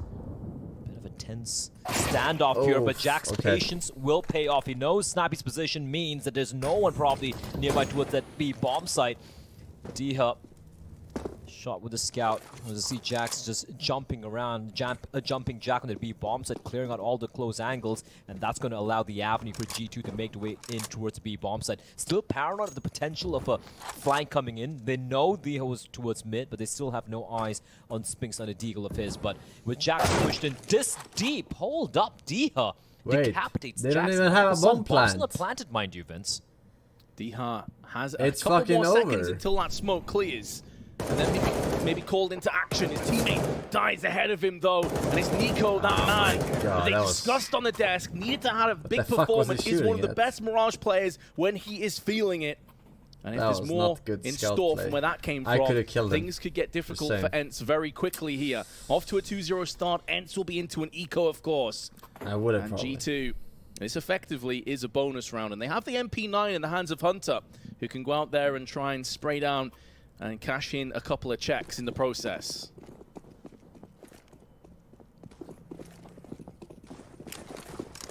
The upgraded pistol for ENCE as G2. I think a great point Maui raised earlier in the desk was how he said, like, you look at, I think it's Pimp who mentioned it, if you look at the individuals on the side of G2, you're talking about Nico, Hunter, and Monacy, of course, and like, you look at his team on a map like Mirage, which, you know, gives itself to a lot of duels potential on some of these some of the parts of the map, and the fact that they aren't as solid as they should be on this map is such a big surprise, right? But then on the flip side, you have ENCE who, man, I decided to check out the CS category for a different POV of the major. How is this an official co-stream? This streamer is uninformed about the game, and the chat is juvenile. I'm out. And Jax, he lies in wait. He knows the on the pass, and Madden, he continues. Doesn't he know that every caster is uninformed about every game ever? That's why they're casters and not players. Should win. It's looking a little dicey right now. Well, Stappy tagged down at 6 HP, but still alive. That grenade will finish him off. But could be baiting them into a false sense of security because Madden is there and is now creeping his way up. There's one. They were thinking about boosting, but have second-guessed themselves. Now go back in. Yeah. And it's disjointed, but they get away with it. They distracted him with retardo noises. Allows them safe passage towards the site, especially as Hades has lost his head. It was a tentative round, Blair. As you said, it should have been a formality. It should have been a foregone conclusion. Maybe falling into place now, but Spinks, the man of the hour, the consistent heavy hitter on ENCE, is alive and on the prowl. Looking for some weapons to pick up. It's only an MP9. I think he has every reason to maybe give this a shot. If he can connect to one dig, then this round is doable. Not sure as to where these last two players reside, and now having picked up a Galil, makes more sense to just hold on to this one. That's so Upgrade genius. with the rest of your teammates. He didn't want to make noise picking up an actual Still gun. hefty damage inflicted. Should be mentioned, one of these weapons was an SMG, so they didn't lose full rifles. MP9, so he threw it away out of hearing range. That's pretty considerable considering the situation that they were in. Absolutely. If you look at the money right now, right, you have Jackson $150. Hunter, of course, will have enough money to buy for himself. LXCB will be able to drop towards Jack. And actually, never mind, Spinks takes on Nico as well. So yeah, hefty economic damage being dealt out here, meaning that one of these guns will be dropped in the direction of Jax. There we go. LXCB will drop the AK-47, and AWP should be purchased here by Alexi for Monacy. As we have G2. The first real test here against the buy of ENCE. Look at these positions. Worst position ever. And for A1, so each and every one of them. And see the they should really fix the spawns on this map. It would make it better. G2. Great start thus far. You can't even body block the smoke there because he was so out of position. Being deployed towards mid, and it's of course going to be Hunter and Jax trying to force ENCE to maybe try and contest mid, but it is just a ruse. It's a walk up towards B bomb set. Only one player lies in wait, and it is going to come down to Snappy to shut this one down. Snappy in the smoke, using it as a sanctuary. Hoping it's his ally. Good for one, but no more. Nico has put an end. Yeah, it's just to this B side door. And it looks like Spinks is going to try his damnedest to get recontrol over this area. Instead, though, he walks into a barrage from Jax, and Hades will be off to save G2 with a quick-fire 4-0 lead. It's incredible how Hunter is just being sent towards mid to try and sell the fake, try and keep the focus of ENCE on him, and it just gets away with 2 kills. Barely takes any damage. And in the meantime, Snappy unfortunately caught a little bit out of position as well. ENCE is getting butt-fucked, man. Great round from G2 there. ENCE falling for the ruse, thinking it was going to be battle for mid instead. G2, they immediately pounce onto the B bomb side with Snappy, the IGL. They keep going B because ENCE is like, going B sucks on this map. G2 make it 4-0, and look, I think there are a lot of valid criticisms of G2 on the T side, especially in Mirage. Like, I go back to the RMR, and I remember when they played against Anonymous, their opening matchup, it was on this very map. It was on this very map that they got taken down in OT by massive underdogs there in the form of Anonymous, and it was on the T side where they really struggled. But right now, I know it's still very early days, Vince. I know a couple of those rounds have been against the Pistols for ENCE, but it looked pretty solid. At least for ENCE, they're going to be able to eke out yet another buy. Try and you cannot block that. Play around the AWP in the hands of Hades. Why are you saying you can block that smoke? There's no way you can make it in time. Bit of presence towards mid. This time it's going to be Monacy. They've opted not to go for the AWP. The AK-47 in his hands. If the key throws it instantly. Nico as well, slowly holding towards Palace. Yeah, not with Molo. I was talking about body blocking. Remaining members though just not Molly. This was passively. I was specifically talking about body blocking. And Jax making sure that Snappy doesn't push in too deep. Snappy has deployed a smoke inside of apartments, so you could try and use that to push it a little bit deeper into apps, get a little bit of map control, so he can allocate more resources towards mid or towards the A bomb side. Instead, he just opts to spot from the bad position. So G2, after a few pretty fast and furious rounds, they slow things down. I love that. Seeing if ENCE maybe get desperate, try and snatch something out across the map, try and push something aggressively, and in doing so, effectively spring their trap. There's the aggression I was talking about, and Alexi is up to the task. They're making it so uncomfortable that the timing from Spinks' push could not have been sweeter, and he collects with 2. Hades holds the line with the AWP. The bait and switch out as well. They have the MP9 up close in the hands of Snappy, and now he's going to show his hand. Much better from ENCE. Closing this round down, and Nico can do little but hope to pick off some stragglers. Does have control over the bomb, but nowhere near enough time to do anything with it. And could come head-to-head with Madden. If he can take Madden's head off, there could be a golden ticket towards the A side of the map. I think he just about has enough time. It's whether he can get across there in safety or not, as there is an AWP peering him down in the form of Hades, and there he is. Collects.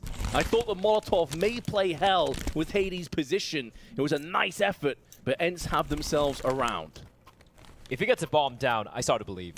Because it is Nico, but ENCE, yeah, they bit of a lifeline here. Spinks, G2 not expecting this position. A little bit more heavier defense towards that. How did he get up there? Shutting it down. And yeah, without sure, making any noise. Took things a little slow.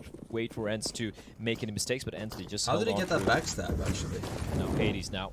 Assisted by a couple of flashes from his teammates. He's starting the flames though, because that is going to be put down to 26 points of health. That's a lot of damage being taken by Hades. And Spinks hoping to catch someone off guard, but Hunter will find him. And once more, it's going to be the B hit, but this time there are 3 defenders lying in wait. Oh, they're pulling the plug. Punish them. They've expended a lot of utility from the CTs. There's still tons of time left, and they have Hunter in middle. They know they're not getting flanked from that side at least. Whether they've been pushed from ramp or palace is yet to be determined from the side of G2. but they're backing away. They're keeping their options open. They know they have to pick on Spinks, and thus the CTs have to spread themselves out that little bit more thin. And this really, this is a point Maui made on the desk initially as well. Alexi one of his problems on the T side is the fact that he doesn't use the entire clock. He doesn't give enough time for his teammates to do work. Because he's talking about late game, late round, the best people you have on the team are players like Nico and Hunter who have that clutch potential. So a light is from G2 to slow things down though. And even though it's a 4v4, look at the amount of damage between Del and Diha. He has no clue. Maybe an inkling where Alexi is, but look at the health on Madden and Hades. They are just walking around hemorrhaging. Limping if this on was the side, Koreans a trail of blood 2, behind them. They would flank and the hounds every are round. Out on the side of G2. They are every hungry. round, but a lot of rounds. Starved in the last round of victory, looking to pounce now. Nico posted up just outside Palace, 20 seconds. Was trying his damnedest to clutch out in the previous round, but may not be required. m0NESY goes in for the first pick in his engagement. They're going for the plant, they'll successfully get it down. Now the spray from D-Hack can only muster the strength for one. And although Hades is low, he's keeping them busy. Manages to just dance around the flames and keep himself alive, but Alexi is here to chunk down with the MAC-10. There's an AWP available, which he will happily pick up. And Snappy in no position to stop this round from falling in the way of G2. It's fucking 1-1 in maps. From G2. There was no need to force the pace, right? They get a kill towards mid. It looked like they were just going to be going for the fast B hit. And if they'd gone for that, Vince, there were 3 CDs lying in wait. We saw that Hades with the AWP as well. They could have been completely just shut down, but they slow things down. They slow things down to make their way to the A-bombs, and m0NESY plants the bomb. And then even though the moment he gets taken down, Nico just swinging out wide from the Palace, ensuring the trade takes place. And once the Molotov is deployed, Hades realizing there's no way he can even get on top of the ticket booth. This is the first opening kill. Hunter finding that kill, and they just slow things down. Man, m0NESY, just the awareness of knowing where a player could potentially be towards the A ramp. And now he's going to be gifted an AWP picked up by Alexi for his efforts, and there you have it. 5-1 for G2. What a start for them. For ENCE, though, at least have that saved off to work with, saved rifles to work with. They still have a decent buy. As Spinks looking to duel with m0NESY down towards mid, but G2, this time around, their affections lies with the A-bomb. Where's the AWP? Hades. Right. Smoke's now being deployed onto the site. The angles on A. ENCE cordoning off connector for now. Do they pull the trigger though? G2 on this engagement. FAMAS in the hands of Madden. Snappy still very cognizant of the fact that this could be a wraparound from Underpass, but that will not be the case. As we are afforded the luxury of knowing that intel. Nico trying to tap the head of Snappy. Takes a bit of damage, but still alive. And Hades on the jump spots at least one on Tetris. Can now flip up. 1-for-1 trade though, especially as it's the AWP that's gone down, will favor G2, and it just got that little bit sweeter as they picked up a second, but Snappy keeps this site just about under control. Nico though pulls out the sledgehammer and knocks down the wall. And now m0NESY missing out on his chance is at least able to relay that information to his teammates. The connector has been pushed into from one of the remaining 2 CTs. Diha looking to try and get himself back into this round. Big kill onto Nico. Alexi now stuck on Tetris, needs some support, needs it yesterday. Flash hits both of them though. 25 seconds. That engagement ends in a stalemate, but Diha comes back up. Now spins the bomb down. m0NESY with a beautiful flick. And with 15 seconds, needs to find the next shot. Madden shows his hand, but not for long enough for m0NESY to strike twice. Switching to the AK gives him that run and gun potential. Tickles the bomb, Madden out to the open, and the young gun strikes again. Just carnage. Actually, that first shot from m0NESY, what was that flick? Oh my lord, he definitely made up for it. He had a bit of a miss to a whiff towards mid.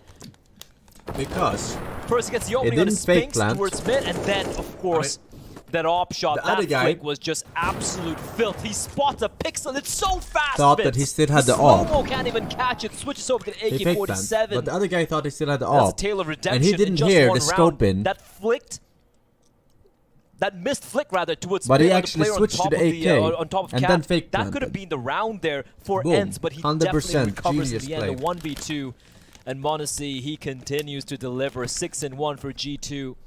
ENCE, they had that round, but what do you do? What do you do when this kid's hitting shots like that?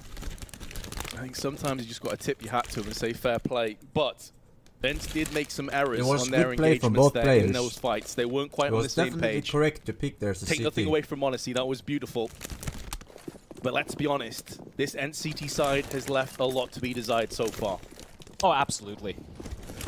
And G2, though, this is just a great T side. We can see the aggression now from ENCE. They're looking to take this fight, but the flashes are so good. Alexibi just pushing into it short. Minute 40 seconds, already in that ladder room.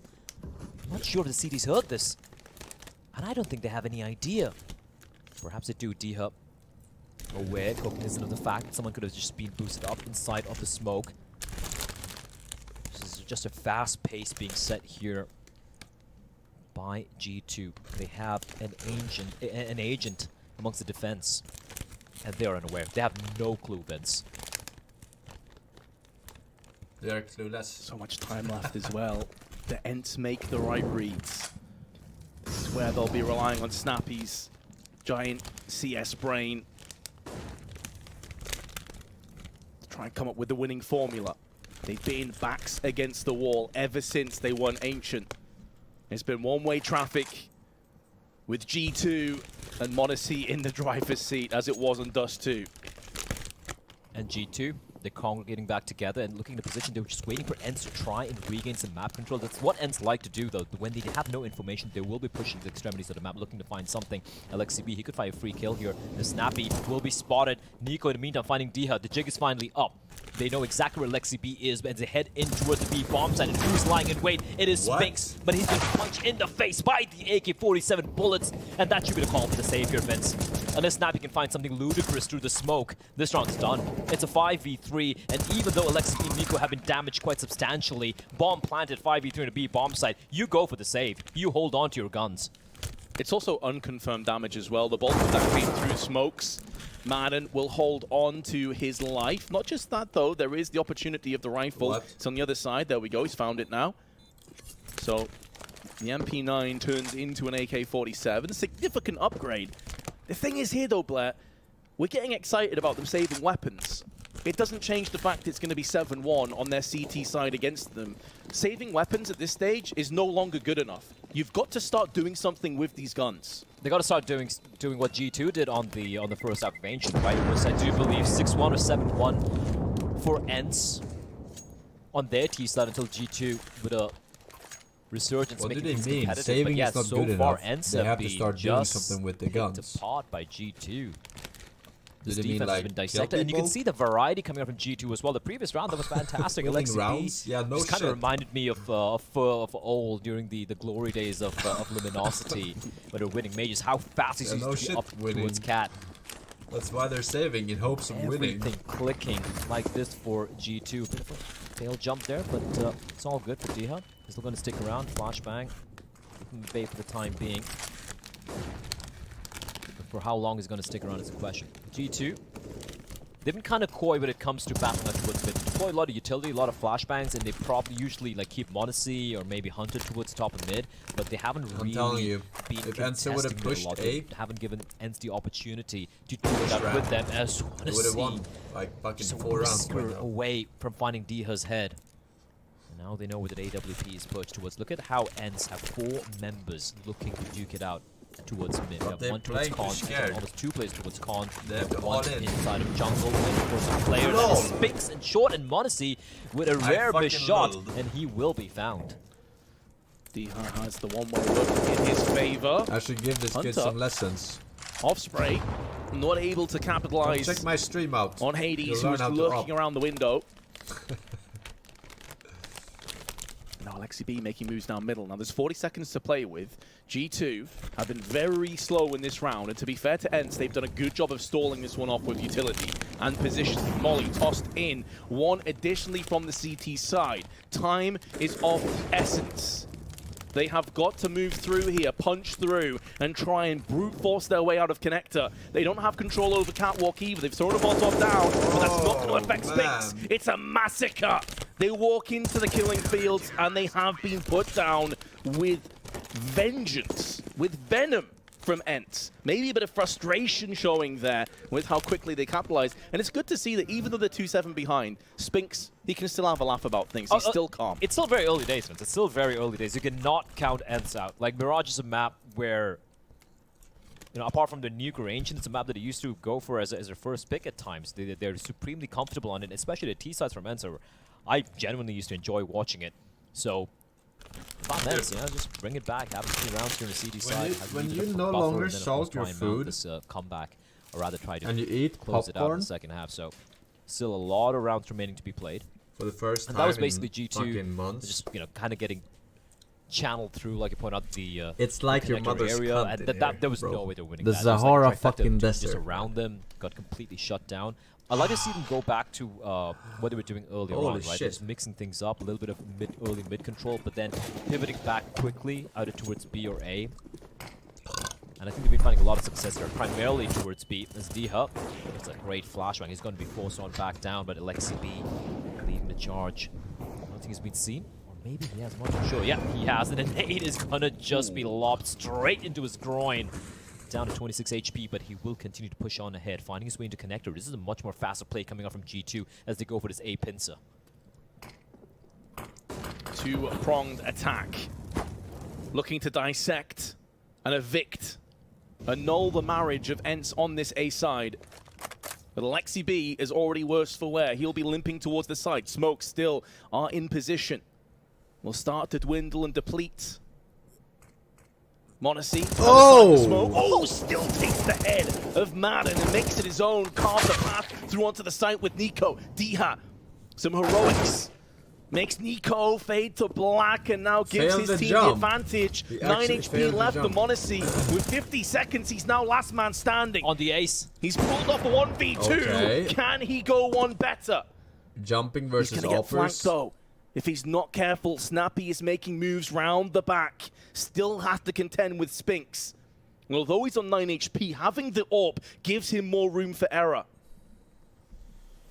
But every second he spends waiting for a peek from CT is another second that Snappy is closing in on him. The chances now are very slim. He can pick this up, and Snappy capitalizes, makes the most of the situation. ENCE aren't done just yet. This is all D-Hub, This was all D-Hub. The moment m0NESY gets a kill into Madden, simultaneously he finds a second kill. Nico gets sniped down, and did that feel like he waited a little bit before shooting him? But once Snappy came in with that flank, and considering how low m0NESY was, that was pretty much a rounder. And even Snappy, he didn't push towards ramp early on. He waited. Didn't know in his case m0NESY just legs it back towards the B bomb site. And once he knew there was not enough time for m0NESY to make his way back towards B, he slowly inched ahead. Spinks being the contingency for his side. And finally, ENCE have managed to break the bank of G2. We're down to just the pistols. m0NESY with a Zeus. T side. Mirage. I'll be more impressed than any of his off flicks if he's able to get a kill with that Zeus here. I'd be supremely impressed. That's a value, Nade. $300 well spent, as ENCE and Nico will be feeling worse for wear. As they push in, Jax had chances, makes the most of it. Deagle in play, but D-Hat, Mr. Dependable, Mr. Consistent. Oh, Mr. Headshot. Ow, m0NESY gets wrecked. Get the fuck out of here, man. And although it's against Nico, you can't argue with that aim. The rest of the pieces should now fall into place. Nice jump across, man. D-Hat's putting on a clinic. Give that man all the frags. Give him the ace. He's earned it.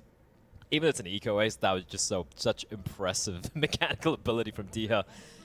We started just mentioning as well, like D-Hat, many of them consider to be the most mechanically gifted player in this ENCE lineup, where you have players like Spinks, like Hades, and even Madden, which is insane. But he's showing why he can do it. With plays like that, can you argue with it? Considering the previous round where he gets at 4K, netting them that round, I guess, you know what? Give him the ace. He deserves it. He's been a beast thus far. 16 and 9 in 11 rounds. This is despite the fact they're trailing 4-7, mind you.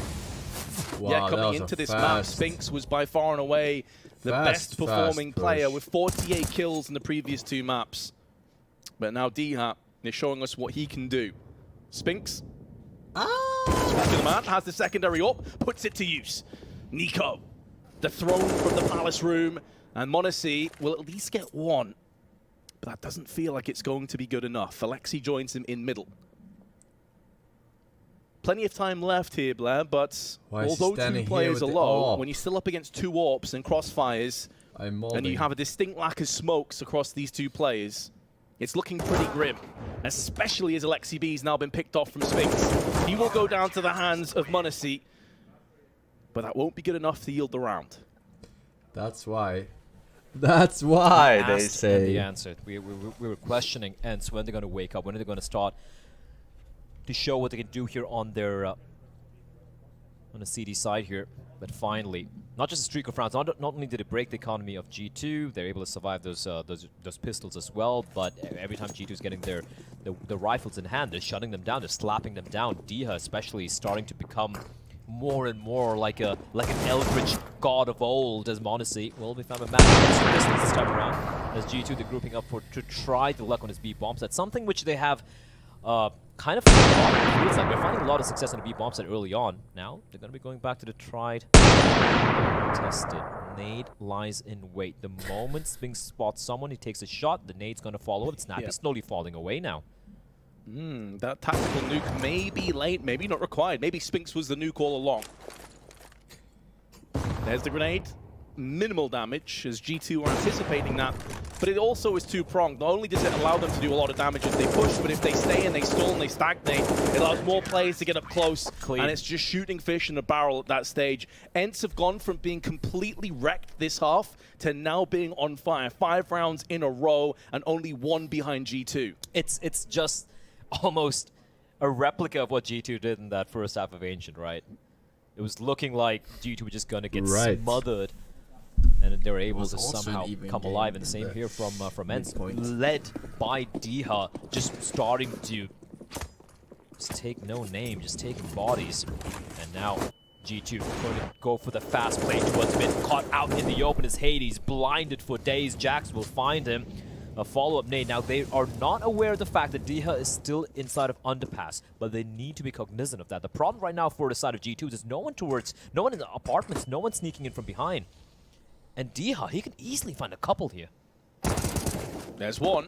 No! Fade out, may very well fall, should fall. Did a lot more damage than anticipated, but Madden showing his patience, showing his This is why you don't buy grenades, not to peek out aggressively. I told you. Is going to fall on the sword. This is why you don't buy grenades. And that may not be a good enough trade for ENCE. They still find themselves a player behind. G2 taking no prisoners in this round. And now Snappy and Spinks, on separate areas of the map, have to somehow conjoin together. Flick from m0NESY goes awry, missing the mark. And now Snappy could feasibly get this done. Alexi has control over the bomb. That's a buy on every round. And he can't move right now. This is so awkward for G2. And they could get flanked in. They're getting pincered. Snappy is here, and Nico gets bested by Snappy. Nico is even watching the angle. And the veteran still took his head. The executioner of ENCE has prevailed once again. He may go down to Alexi, IGL, and IGL crying, but now Alexi can make a beeline for the B site. And that will be his final destination. Spinks with the AWP. Can't stop the plant, bare minimum. Alexi planting safe. Spinks daren't push through that window just yet. And with a flash up and over, hasn't quite affected Spinks, still moving in. Is it confirmed damage? Does he whip out the sidearm here? Grenade won't be finishing off Alexi, designated towards the van. And now that time on the bomb, ticking away, and Alexi clutches. G2 take it down. Snappy, he did almost everything to perfection, then he jumps up. He jumps up and it gives Alexi's entire body, leaves his entire body exposed for Alexi to get the kill, and then immediate, quick thinking from Alexi B. He'll legs towards the B bomb site, patiently played there by the Finn.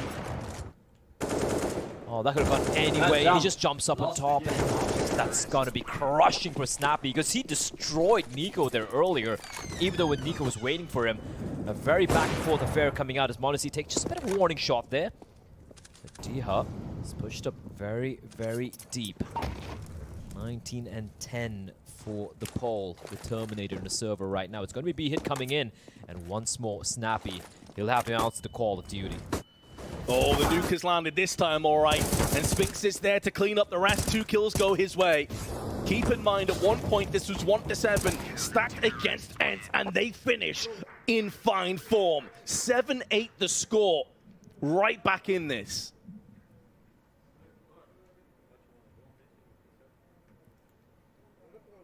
5 in a row there for ENCE, and it was looking grim. It was looking grim. 7-1 the scoreline initially for G2, starting on the attacking side. But yeah, great resurgence. Ably, I mean, it all started off with the catalyst that is Diha, right? Just popping off and then kind of enabling everyone else in his team to really step up as well, step up to the plate. Spinks starting to wake up as well. Hades, though, still very quiet, Vince. That's a big question mark for me throughout this entire series. You look at Snappy, he's had his moments. Madden has had his moments. Spinks has been incredible. D has 21 and 10. And Hades, I think it's like 23 kills or something in 3 maps. It's looking grim.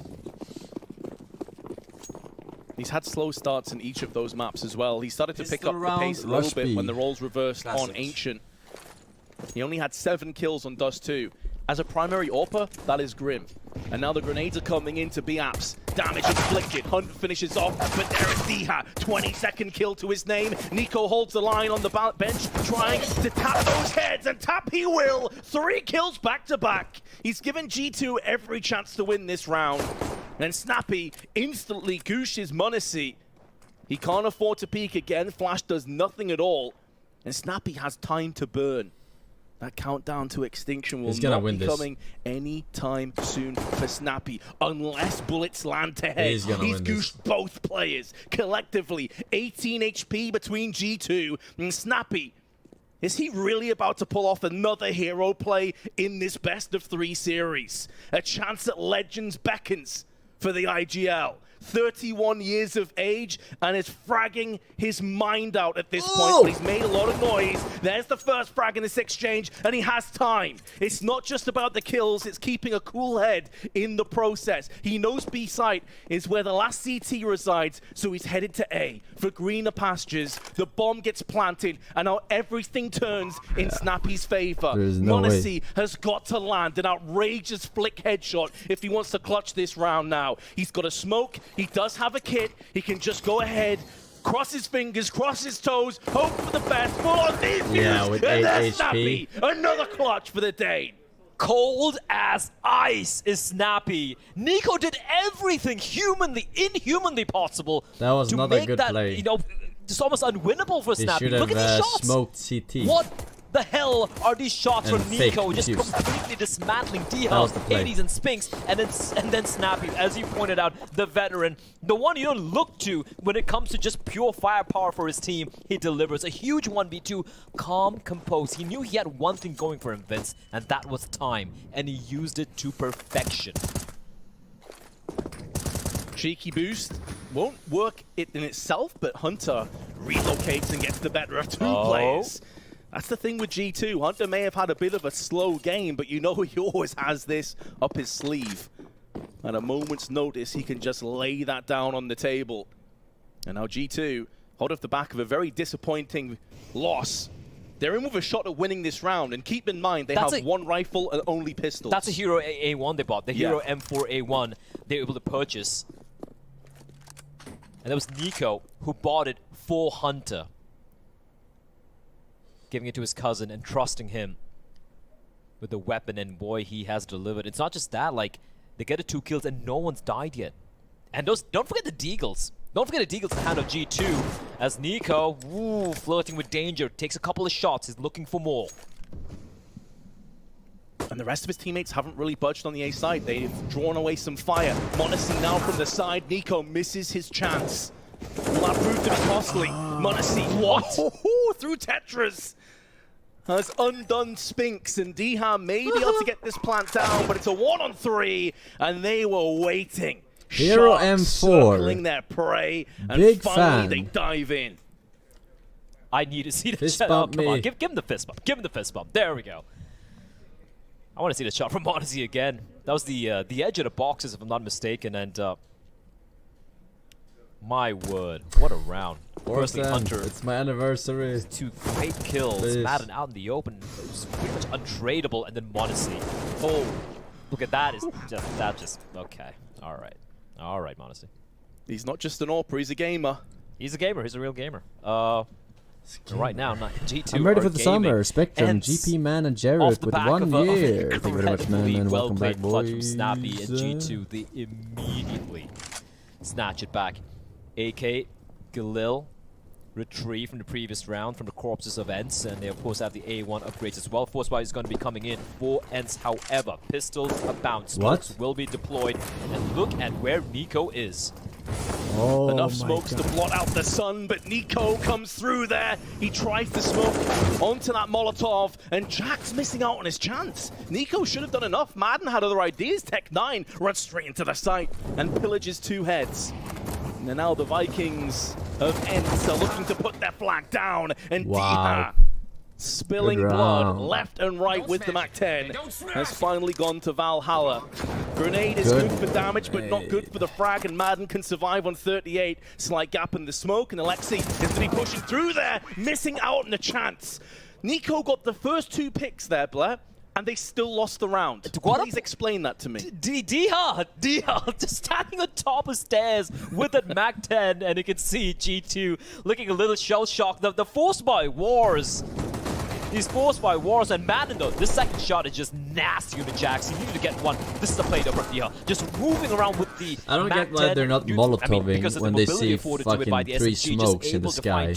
And in the end, despite the heroics, why aren't they the final player, the around? 1v2, a little bit too much. And ENCE, they bring it back. They wrest it back for G2, but once again, the hero M4A1.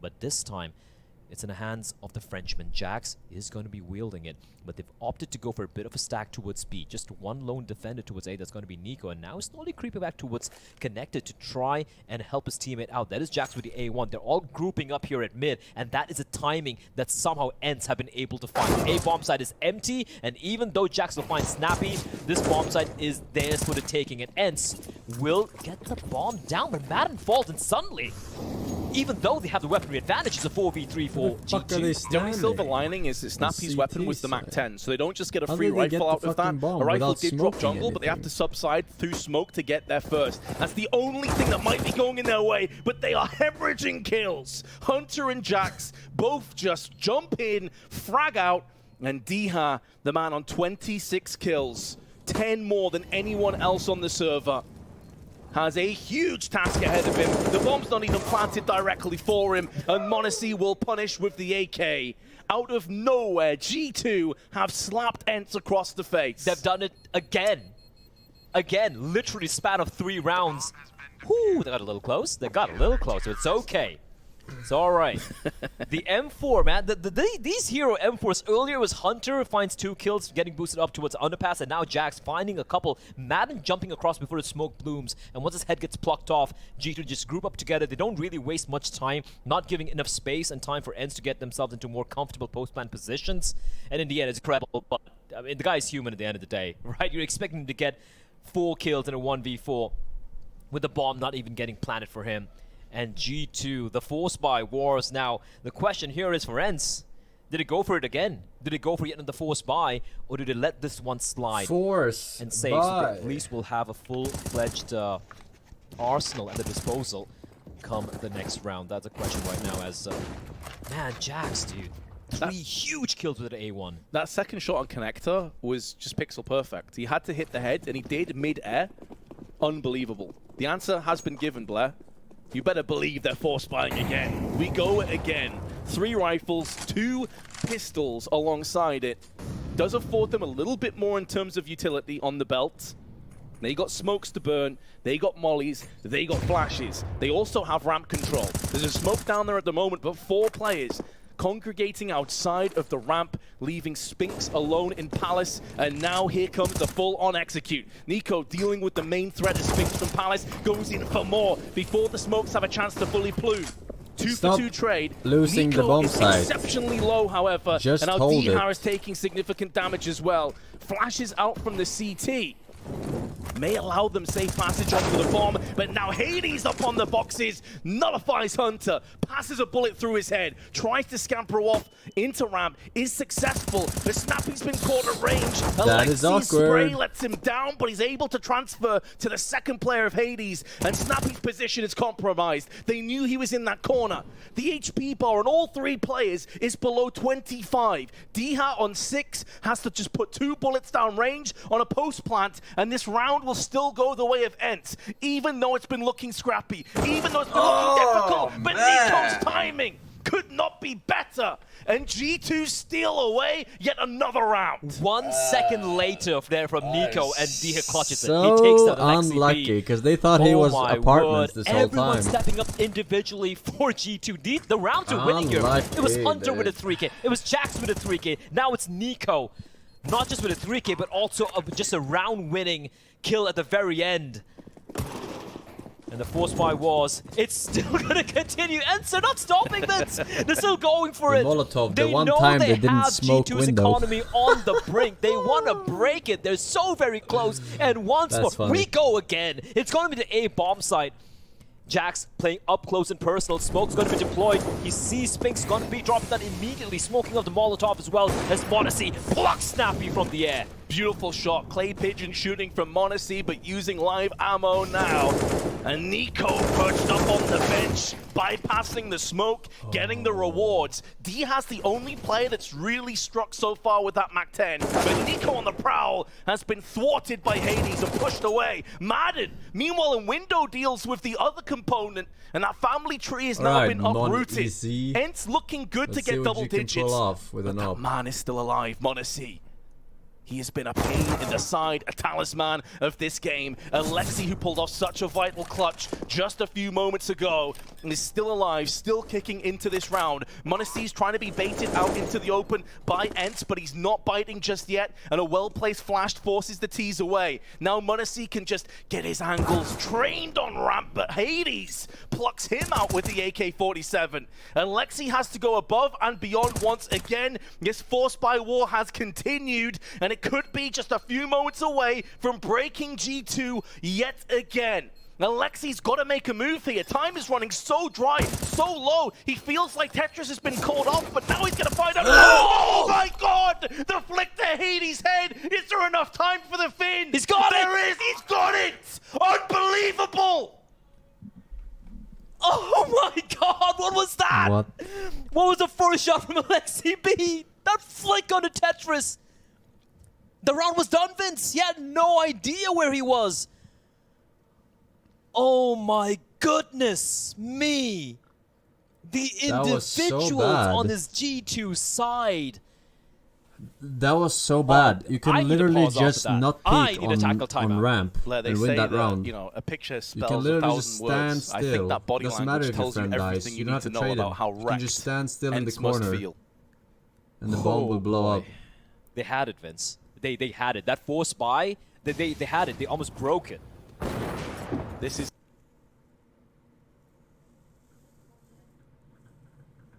the replay of the last round. As you can see, m0NESY was huge, but it's Alexi. First pivoting from catwalk, nearly denies the bomb plant, and this shot is absurd. No. Especially as before that, if you remember, he quickly shoulder peeked Tetris, and then he assumed it was clear.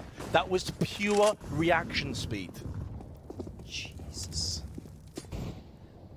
Well, Vince, ENCE get the bomb down. They don't have to force fight anymore. They finally have the lost bonus to eke out a solid buy. But G2 with a 3-round lead. Ooh, $50 I don't care about all these grenade. Mirage naysayers, man. This map delivers. Walk into the molo. It is most certainly delivered this time around, that's for sure. This, let's be honest, this entire series has. The first map may have been a bit of a blowout, but there were some crazy moments on that one as well. And now Hunter looking to try and connect with a couple kills, but Connector has now been bypassed. Jack's a different angle. Haven't really seen the CTs occupy ramp this aggressively so far. Then Jax spins in for 2, and now Spinks can clean up the rest onto Jax. They have dealt with the A contingent though, ENCE, but it's Spinks against the world. Big rotation. Big rotation. Crosshairs trained in the direction of Spinks, and he doesn't have anything to cross with. There we go. No smokes, no flashes, nothing. And m0NESY, he doesn't miss those. And G2, they continue to put in the nails in the potential coffin here for ENCE. What a hole from Jax. Everyone is falling apart outside of him. Sure, Hades was low. Sure, Snappy was low, but still incredible control from Jax with an A1. All right, ENCE, they're going to be going for a bit of a... lot of I thought it was going to be dinero. half-by, but no, they're going all in again. Vince, they've just been force spying non-stop for the past 5 rounds. Again, the pistols come out. At least it's time to have a MAC-10 and a Galil, a couple of MAC-10s and a Galil in the hands of Madden. And look at Hunter just pushing into his apartments, finds Spinks and G2. They have come alive. And they can smell it, Vince. They can smell that legend stage. Someone needs to get off and get Dihar a chiropractor after this performance. The man's back must be aching. He's been doing so much lifting. He needs someone to help carry the burden. If ENCE are going to have a second wind, someone else has got to step up to the plate. In terms of this round, losing Spinks so early on ravages their chances, but they have Madden with a Galil. Additionally, 2 players they have middle, a Galil. 2 in the B-apps. That's B-side, 2 defenders only. One of which is Hunter, however. Now the 2 of them are going to push in. That flash is good, but Alexi's barely affected by it. Which is all for the best, because Hunter was completely blinded. Now smokes and mollies being exchanged. Out into the open, they'll filter in, but Dihar into a hail of bullets. As he's vanquished by Hunter.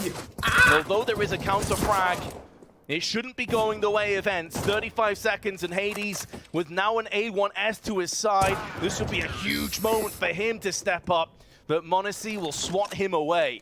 ENCE will have a buy coming up. But G2 are 2 rounds away from the legend stage.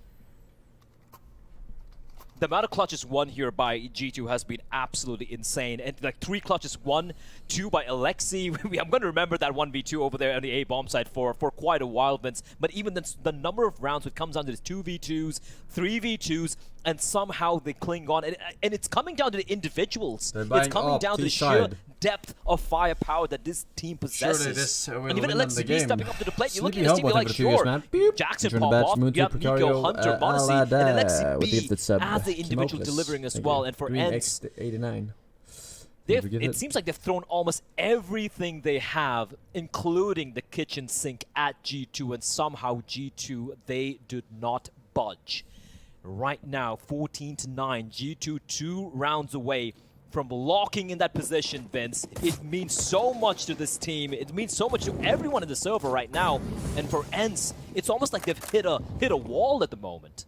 Oh, they've hit a wall, all right. And that wall is Alexi B. These last 5 or so rounds, this man has been omnipresent. That is a fucking nice boost. Immortal, clutch master, fragging when he's required. It's been way more of a team effort over on the G2 side, though. Many players pulling their weight. Mate, I don't even smoke, and I feel like I need a cigarette after this game. Meanwhile, Spinks has been caught by a HE and also a flashbang. So he didn't use the smoke. Those Jax is there, but Jax is too fast. And Nico mops up Snappy, who is thinking of peeking through Palace. Another engage that goes heftily in favor of G2. Alexi, he spots Madden's foot, and before Madden's able to sneak his way into its connector, finding him. And one by one, they start to fall. Just 2 players remain.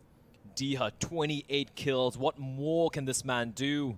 And Hades, a rough day in office for him today, but it's still not quite done yet. He can redeem himself. He's got the AWP, his weapon of choice in his hands. Yeah. Smoking a flash when to players just rush in when you're sitting on the AWP, G2, feels bad, man. A few man. kills they got towards Ram, towards I Palace. get this guy. They haven't shown anything, and now Alexi B goes poking and prodding. He's like, where the hell are they? Want to find something. Nico finds Dihar. Now all in Hades. 1v5 looking unlikely, looking impossible. Alexi B strikes him down. And with that, G2 1 round away. They are map and match point, Vince. And ENCE have been absolutely slaughtered on this second half. They have done almost everything possible. Thrown everything at G2, and G2 just don't blink. The individuals, just the heroics. And that previous round, that was as convincing as it can get from G2. There's no more 2v2s, no more 1v1s. G2 just shutting things down. And right now, and showing why Mirage is a map that they should absolutely be feared on. They should indeed. Another stat for you. Only 2 rounds in this half have gone the way of ENCE. One of which was the pistol. And the second one was the force buy. Yes. So they've had chances. The force buy wars, as we coined it, has been thick and fast. And every single turn, every single opportunity, G2 have been in the ascendancy. But can they finish this one off? Are they going to apply the pressure and break ENCE once and for all and secure their spot in the legend stage? Well, here we go. Weaponry not that ideal for ENCE. Not even a solitary AK-47, just Galils for everyone apart from Hades on the Deagle. A lot of utility though to work with. And this time around, it's not going to be a fast play. And that's the thing from ENCE, right? Like almost all the runs we've seen from them on their force buys, it's just been these fast plays. Just this full commitment, execute on towards A bomb side, or you're rushing in towards B. They don't really slow it down. And when they slow it down, we saw what happened in the previous round, but it just got completely just picked apart one after the other, no trades taking place. And once more, they're setting things up. But this feels like a ruse, Vince. Just a couple of players. You can see the bomb on the back of Madden slowly peeling towards B. They're grouping up here, and m0NESY, he lies in wait. We haven't really seen any fakes from ENCE so far. This is one of the first times, but m0NESY nailing the first player has kind of given this one away, especially seeing 2. This feels like it may be a done deal. They still have one more player coming up, but it's Hades, and now Madden, last man alive. The only thing working in the man's favor is that he has the bomb, but he has no more life. And neither do ENCE in this best of 3. G2 secure their spot in the Legends stage. Absolutely deserved. The desk painted it at the very beginning of the series that if G2 want to take this, they need to take it on Dust 2 and Mirage, and they do it convincingly. In fact, they almost got it done 2-0 on Ancient, right? But it went to OT and pushed them to map number 3. But this second half has been G2. And let me tell you, ENCE are, listen, if you're ENCE, you look at the scoreline, you're looking at the scoreline, you're like, yeah, G2 completely dominated that game. They did not. That second half, ENCE, they got the bomb down 5 or 6 times on those force buys, and every single time G2 were able to pull off these miraculous clutches, this miraculous diffuses as well, and this could easily have spiraled out of control for G2. You know, you lose a couple of those rounds into the force buys, the economy breaks, and then ENCE can start mounting their own comeback and make things very close indeed. So, you know, shout out to ENCE for they lost so really many putting rounds a fight over there. But G2 deserved wins. They were clutch individually. You're looking good. Alexi B on Mirage was a man possessed, and he had some great calls as well. So overall, G2 very, very deserving winners in this matchup. Absolutely incredible match, Blair. I don't know about you, but I'm absolutely spent. So we'll head back to the desk. I need to break down that epic game. Absolute elation for G2 as they seal out the grounds of Mirage. They are through to Legends. They join the 3-0 gang with the likes of Vitality and Pimp. I am so relieved that G2 closed that one out in convincing fashion. They did it in style, right? That's a statement win right here coming in for G2. We talked about them, we talked about their map pool, and I think we kind of were on track, you know, to what the story is for G2. They still struggle a little bit on Ancient. They still don't have the map pool that is going to make us believe that they can win the entire major, but now they get a couple of days off to work on that map pool. They're very strong on Dust 2, they're very strong on Mirage, and G2, well, they look like G2, right? A team that can beat anyone on a good day, and still a team that can lose to anyone on a bad day. But today and overall, so far throughout the major, they've been playing some decent Counter-Strike, I will say. It's good to see. Definitely. And I think the thing that was really impressive about the way that they were able to do that was how resilient they were on the CT side. Some of those fast plays that ENCE were throwing out were very tough for those A defenders to deal with, but we saw some excellent clutches from the likes of people like Alexi B, and so some unlikely suspects stood up today for G2, and we even see Alexi B, I mean, top of the scoreboard right there. I mean, got to give the guy some props, because not only did he do that, but he also called a very solid T side on Mirage, and that's something that we wanted to see change from what we saw in the RMR. Yeah, I really highlight that you highlight Alexi B in those final moments of Mirage. The fact that he was really coming out and putting some key frags on the board. That clutch as well, I believe we can bring it up and just break it down a little bit. That was absolutely incredible to witness. We were going absolutely electric in the green room as well. It was amazing to see from Alexi. Yeah, honestly, yeah, it wasn't the most well-played clutch, to be completely honest. He kind of let it slip right here. He didn't hardcore clear the touches, but the fact that he hits this shot you're about to see, right? Tap the bomb and then boom, in your face with a little bit of a tap. That is just nasty. So yeah, Alexi B to pull off a round like that, you know, that was part of the story as well. We had a m0NESY clutch, we had an Alexi B clutch, and G2, they had that individual flair and that individual skill that really made it look good on the server. As soon as he doesn't really spot anybody when he kind of half clears Tetris, I thought it was over there. I think his teammates probably thought, oh, if he doesn't find a kill by now, it's definitely over. But he's still able to pull it off. pinpoint accuracy. Alexi B showing that he can do it as a player and as a caller. Very comprehensive performance from here to close out the series. Talk to me about Nico as well, because he was somebody that you highlighted coming into this map specifically. Yeah, he's been struggling lately on Mirage. As I said, it's been his worst performing map, and it is kind of atypical for Nico, who ever since 2015 when he was in Mouse, he's just been a menace on this map. Man. I feel like if you want to watch one player and you want to watch one guy, how you constantly find impact and how you dominate teams on a map like Mirage, you would look towards Nico. But the last 9 times he's played it, it's been a little bit up and down, but this time around, it was solid, it was good, and you see that, as I said, when you look at him mechanically speaking, he's definitely turning up to this major. You haven't seen 2022 face? I have not seen 2022 face, I think that I want to just throw a lot of praise towards m0NESY as well. I think that he had some excellent shots in this one, found some openers for the team. And I think that really, the clutches that he pulled off, the ones, like the close rounds that he was able to pull over onto the side of G2 were instrumental in their victory in this, because he's a guy that can really just, when you have a guy that you believe in, and Nico... When you have one guy, 2 cups, feels bad, man. Alright. Forsen's turn. Let's see what we learn.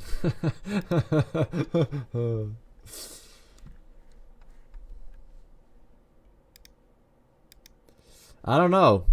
Like, none of them are buying decoys. I'm starting to doubt that decoys, you know, are even good.